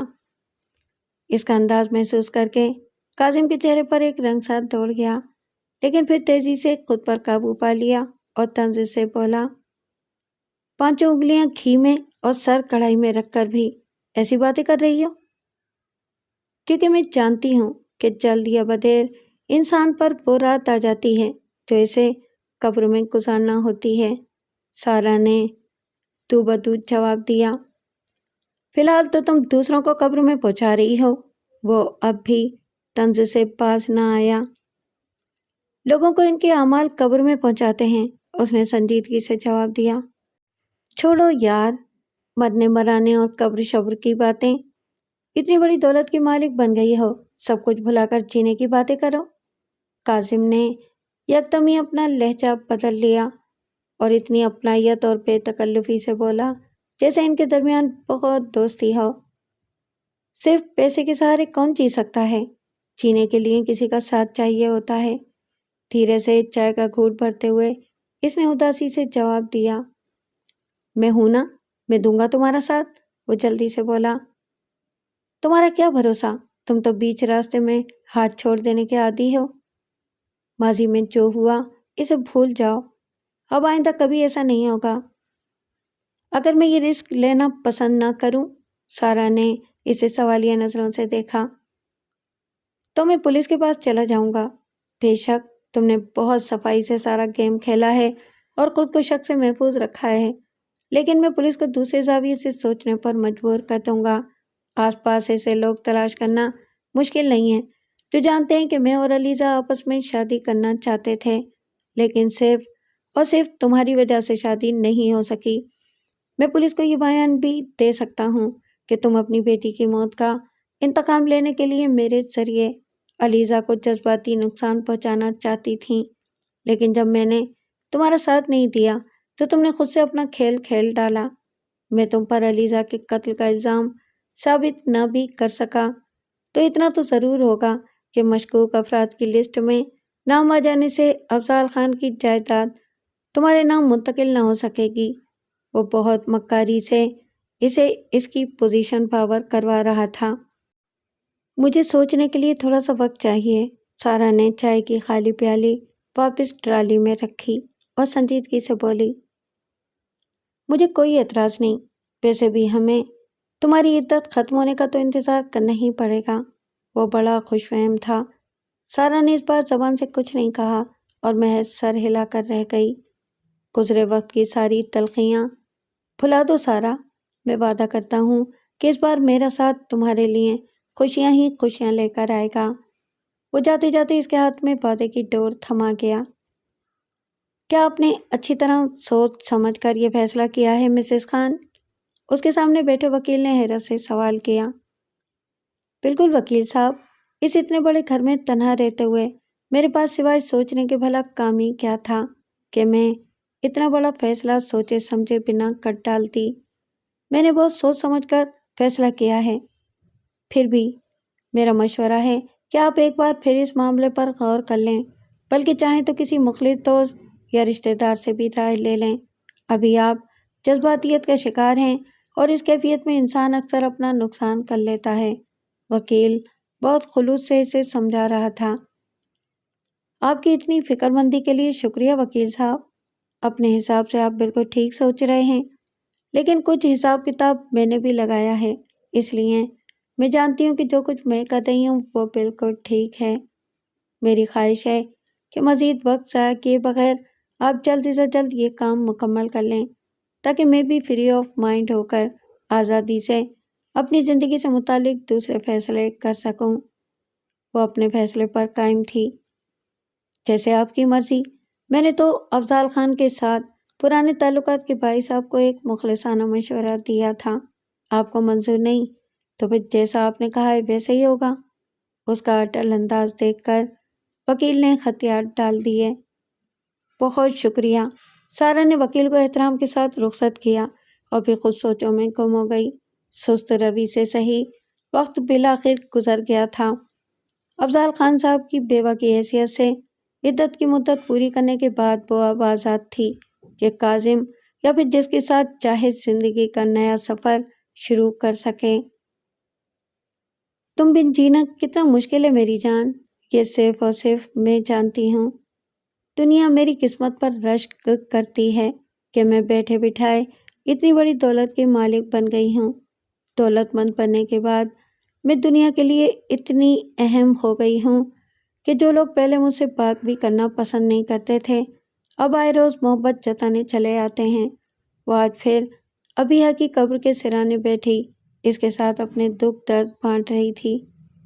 تمہیں پتہ ہے تمہارے ماموں ممانی جن پر ہماری 2 روٹیاں بھی بھاری تھیں میری عدت پوری ہونے پر قیمتی جوڑا اور چوڑیاں لے کر آئے تھے۔ بقول میری بھابھی جان کے اس دنیا میں وہی تو میرے سگے رشتہ دار رہ گئے ہیں، اس لیے وہ میرا خیال نہیں کریں گے تو اور کون کرے گا؟ اس نے بیٹی کو بھاوج کے خیالات سے آگاہ کرنے کے بعد ہلکا سا کیا کہا لگایا۔ وہ سمجھتی ہیں کہ میں اب بھی وہی بھولی بھالی اور مجبور سارا ہوں جو ان کی ہر بات کے آگے سر جھکا دیتی تھی۔ انہیں معلوم نہیں کہ دولت کے ساتھ ساتھ میرے پاس عقل بھی آ گئی ہے اور میں جانتی ہوں کہ ان کی ساری محبت میرے لیے نہیں بلکہ میری دولت کے لیے ہے۔ اس کے لہجے میں اپنوں کے دیے ہوئے زخموں کا درد تھا۔ تمہارے پاپا کا تو میں نے پہلے ہی تمہیں بتایا تھا کہ وہ مجھے دوبارہ اپنی زندگی میں شامل کرنا چاہتے ہیں، لیکن اصل کمال کی بات تو میں تمہیں اب بتانے لگی ہوں۔ وہ جو تمہاری بڑی پھوپھی تھیں جنہیں اپنی کمائی پر بڑا ناز تھا اور جو ہمیشہ مجھ سے اپنی جوتیاں سیدھی کرواتی رہتی تھیں، ان کا بھی فون آیا تھا۔ بڑی معافی تلافی کی باتیں کر رہی تھیں، یوں لگتا تھا جیسے کسی جادو سے اچانک ہی ان کا ضمیر جاگ گیا ہو۔ کہہ رہی تھیں سارا میں جانتی ہوں کہ ہم نے تمہارے ساتھ بہت زیادتیاں کی ہیں، لیکن ہو سکے تو اپنا دل بڑا کر کے ہمیں معاف کر دو اور ہمیں موقع دو کہ ہم اپنے کیے کی تلافی کر سکیں۔ نند کے الفاظ دہراتے ہوئے اپنے ماضی کا ہر دردناک لمحہ کسی فلم کی طرح اس کی آنکھوں کے سامنے چلنے لگا تھا۔ تم تو میری زندگی کے ہر لمحے کی گواہ بلکہ ساتھی ہو میری جان۔ مجھے مشورہ دو کہ مجھے کیا کرنا چاہیے۔ کیا یہ سب اس لائق ہیں کہ میں ماضی کی ہر بات بھلا کر انہیں معاف کر دوں؟ اس نے بیٹی سے سوال کرتے ہوئے اپنا کان یوں اس کی قبر پر رکھ دیا جیسے اس کی بات سننے کی کوشش کر رہی ہو۔ قریب سے گزرتے غور کرنے یہ منظر دیکھا اور دل ہی دل میں افسوس کرتا ہوا آگے بڑھ گیا۔ وہ جانتا تھا کہ یہ قبر اس جوان عورت کی چھوٹی سی بچی کی ہے اور یہ عورت ہر روز اسی طرح اس کی قبر پر آ کر اس سے باتیں کرتی ہے۔ بہت شکریہ میری گڑیا، تم نے مجھے بہت اچھا مشورہ دیا ہے۔ میں تمہارے مشورے پر ضرور عمل کروں گی، لیکن خیال رہے اس مشورے پر عمل کے بعد میرا تم سے ملنے آنا ممکن نہیں رہے گا، کہیں اور مصروف ہو جاؤں گی نا میں۔ اس نے بیٹی کی بات سنی اور ساتھ ہی اسے سمجھایا بھی۔ اس روز وہ قبرستان سے رخصت ہونے سے پہلے بہت دیر تک ابیہ کی قبر سے لپٹی رہی تھی، بالکل ایسے جیسے لمبی مسافت پر جانے والا مسافر وقت رخصت بہت دیر تک اپنی محبوب ہستی کو باہوں میں لیے کھڑا رہتا ہے کہ جدائی کا بار سہنا ہمیشہ مشکل ہوتا ہے۔ پورے 2 چمچ چینی ڈالی ہے چائے میں، عین تمہاری پسند کے مطابق۔ آج کی طے شدہ ملاقات کے لیے وہ بہت اہتمام سے تیار ہوئی تھی اور کاظم حسن نے اس بات کو محسوس بھی کر لیا تھا، اس لیے وہ بہت خوش تھا۔ میری پسند و ناپسند یاد ہے تمہیں؟ مطلب مجھے ابھی تک بھلا نہیں سکی ہو۔ اس کے ہاتھ سے چائے کی پیالی تھامتے ہوئے اس نے مسرت کا اظہار کیا اور پھر قدرے شوخی سے بولا، مجھے یاد ہے کہ شادی کے شروع کے دنوں میں ایک بار میں نے یوں ہی تم سے کہہ دیا تھا کہ تم پر نیلا رنگ اچھا لگتا ہے اور پھر تم اکثر نیلے رنگ کے لباس میں دکھائی دیتی تھیں۔ کتنا شوق تھا نا تمہیں مجھ کو اچھا لگنے کا۔ اس نے سارا کے پہنے نیلے رنگ کے جھلملاتے ہوئے لباس کو جتاتی نظروں سے دیکھ کر اسے باور کروایا کہ وہ آج بھی اسے اچھا لگنے کا جتن کیے بیٹھی ہے۔ ٹھیک کہہ رہے ہو تم، مجھے ماضی کی ہر بات اچھی طرح یاد ہے۔ میں بھولی نہیں ہوں کہ تمہیں مجھ پر نیلا رنگ اتنا اچھا لگتا تھا کہ میں نیلا لباس نہ بھی پہنوں تو تم اپنے حاکم ہونے کا ثبوت دینے کے لیے میرا وجود نیلو نیل کر ڈالتے تھے۔ وہ چاہ کر بھی اپنے لہجے کا کرب نہیں چھپا سکی۔ بھول جاؤ پرانی باتیں، وہ وقت گزر چکا ہے اور آج سب کچھ نیا ہے۔ وہ جانتا تھا کہ وہ اسے اس کے مظالم جتا رہی ہے، پھر بھی ڈھٹائی سے مسکراتے ہوئے نئے خوابوں کے جال پھینک رہا تھا۔ ہاں، آج سب کچھ نیا ہے۔ وہ کاظم حسن جس نے ماضی میں مجھے مجبوراً قبول کیا تھا، آج میرا طلبگار بنا میرے سامنے بیٹھا ہے، تو یہ نئی ہی بات ہے نا؟ اس نے بھی مسکرا کر جتایا۔ نوجوانی میں انسان ایسی نادانیاں کر جاتا ہے، لیکن آج مجھے عقل آ گئی ہے اور میں جان گیا ہوں کہ میں نے کیسے نادر ہیرے کو گنوا دیا تھا۔ چائے کی گھونٹ بھرتا وہ بڑی دل فریب مسکراہٹ کے ساتھ اسے فریب دینے کی کوشش کر رہا تھا۔ عقل تو مجھے بھی آ گئی ہے، اس لیے میں نے طے کیا ہے کہ اس بار میں اپنی شرائط پر تمہاری زندگی میں شامل ہوں گی۔ کیسی شرائط؟ وہ سن کر چونکا، پھر سوچ کر بولا، مجھے تمہاری ہر شرط منظور ہے، لیکن جو فیصلہ میں نے کیا ہے اس کے بعد شاید تمہیں میرا ساتھ منظور نہ ہو۔ اس کے پرسکون لہجے میں کچھ ایسا تھا جس نے کاظم حسن کو بے چین کر دیا۔ کیسا فیصلہ؟ اس نے خالی ہو جانے والی چائے کی پیالی میز پر رکھی اور ٹائی کی نوٹ تھوڑی سی ڈھیلی کی۔ پتہ نہیں کیوں اسے اچانک ہی گھٹن سی محسوس ہونے لگی تھی۔ خود ہی دیکھ لو۔ سارا نے ایک بند لفافہ اس کی طرف بڑھایا تو وہ اس لفافے میں موجود کاغذ نکال کر اس پر درج تحریر پڑھنے لگا۔ یہ کیا بکواس ہے؟ اس کے سامنے کاغذ لہراتے ہوئے وہ زور سے چیخا تو جانے کیوں اسے اپنا سر چکراتا ہوا محسوس ہوا اور پل بھر کے لیے نظریں دھندلا سی گئیں۔ تم نے ہی تو مجھے ماضی بھلا کر نئی زندگی شروع کرنے کا مشورہ دیا تھا۔ افضال خان اور ان سے ملی دولت میرے ماضی کا حصہ بن چکے ہیں، اس لیے میں وہ سب پیچھے چھوڑ کر تمہارے ساتھ اپنی زندگی شروع کرنا چاہتی ہوں۔ سارا نے اطمینان سے اسے جواب دیا۔ تم یہ حماقت کیسے کر سکتی ہو؟ اتنی بڑی دولت اٹھا کر کون بیوقوف ٹرسٹ کے حوالے کرتا ہے؟ غصے کے مارے کاظم کے منہ سے الفاظ ٹھیک سے نہیں نکل پا رہے تھے۔ اس میں بیوقوفی کی کیا بات ہے؟ ایک چیز جس کی مجھے طلب ہی نہیں، اگر میں نے اسے اپنی زندگی سے نکال دیا تو یہ میری مرضی ہے اور تمہیں اس پر اعتراض کا کوئی حق نہیں۔ وہ کاظم کے غصے کو خاطر میں لائے بغیر اسے نہایت سکون سے جواب دے رہی تھی۔ ہے، مجھے اعتراض کا حق ہے۔ اس بار کاظم نے خود اپنے لہجے کی لڑکھڑاہٹ کو محسوس کیا، ساتھ ہی دم گھٹنے کی کیفیت میں بھی اضافہ ہوا۔ یہ مجھے کیا ہو رہا ہے؟ اس نے گھبرا کر کھڑے ہونے کی کوشش کی لیکن لڑکھڑا گیا۔ تم مر رہے ہو کاظم حسن، اس نے ہونٹوں پر مسکراہٹ سجائے بہت اطمینان سے جواب دیا۔ ابھی تم نے جو چائے پی تھی اس میں چینی کے ساتھ ساتھ زہر بھی ملا ہوا تھا۔ نہیں، وہ چیخا، تم میرے ساتھ ایسا نہیں کر سکتی۔ بے یقینی سی بے یقینی تھی۔ میں اپنی بیٹی کے قاتلوں میں سے کسی ایک کو بھی معاف نہیں کر سکتی۔ اس کے لہجے میں نفرت کا زہر تھا۔ لیکن میں نے اسے قتل نہیں کیا۔ کاظم کو بولنے میں دشواری پیش آ رہی تھی۔ قاتلوں کی فہرست میں تمہارا نام سب سے اوپر لکھا ہے کاظم حسن۔ وہ اپنی جگہ سے کھڑی ہو گئی۔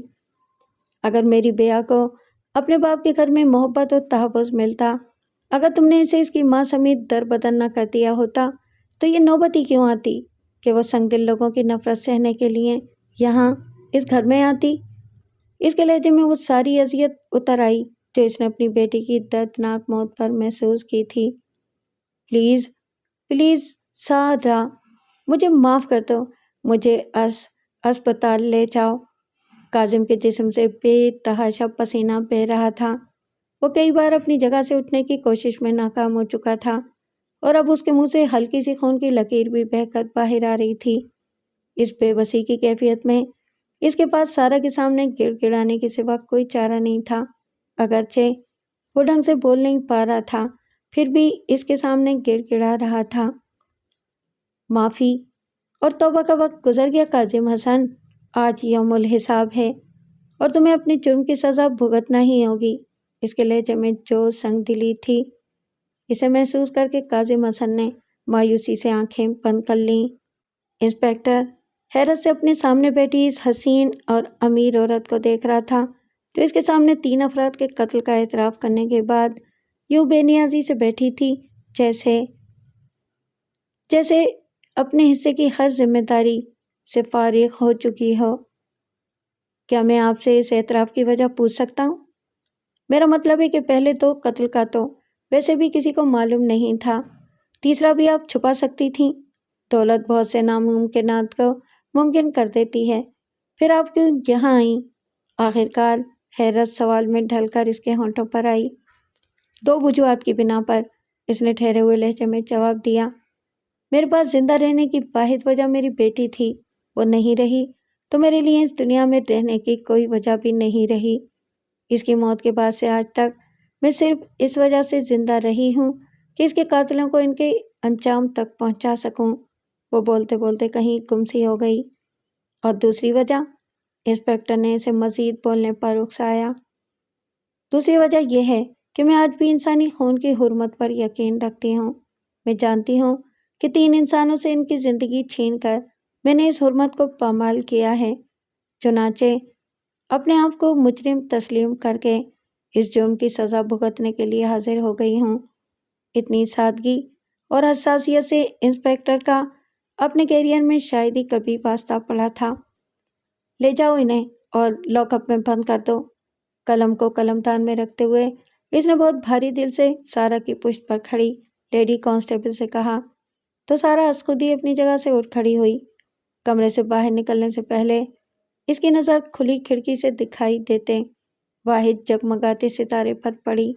اسے یوں لگا کہ اس کی ابیحا اسے دیکھ کر مسکرا رہی ہے۔ الوداع میری جان، ایک ذرا سا انتظار کرو، بہت جلد تمہاری ماں تمہارے ساتھ ہوگی۔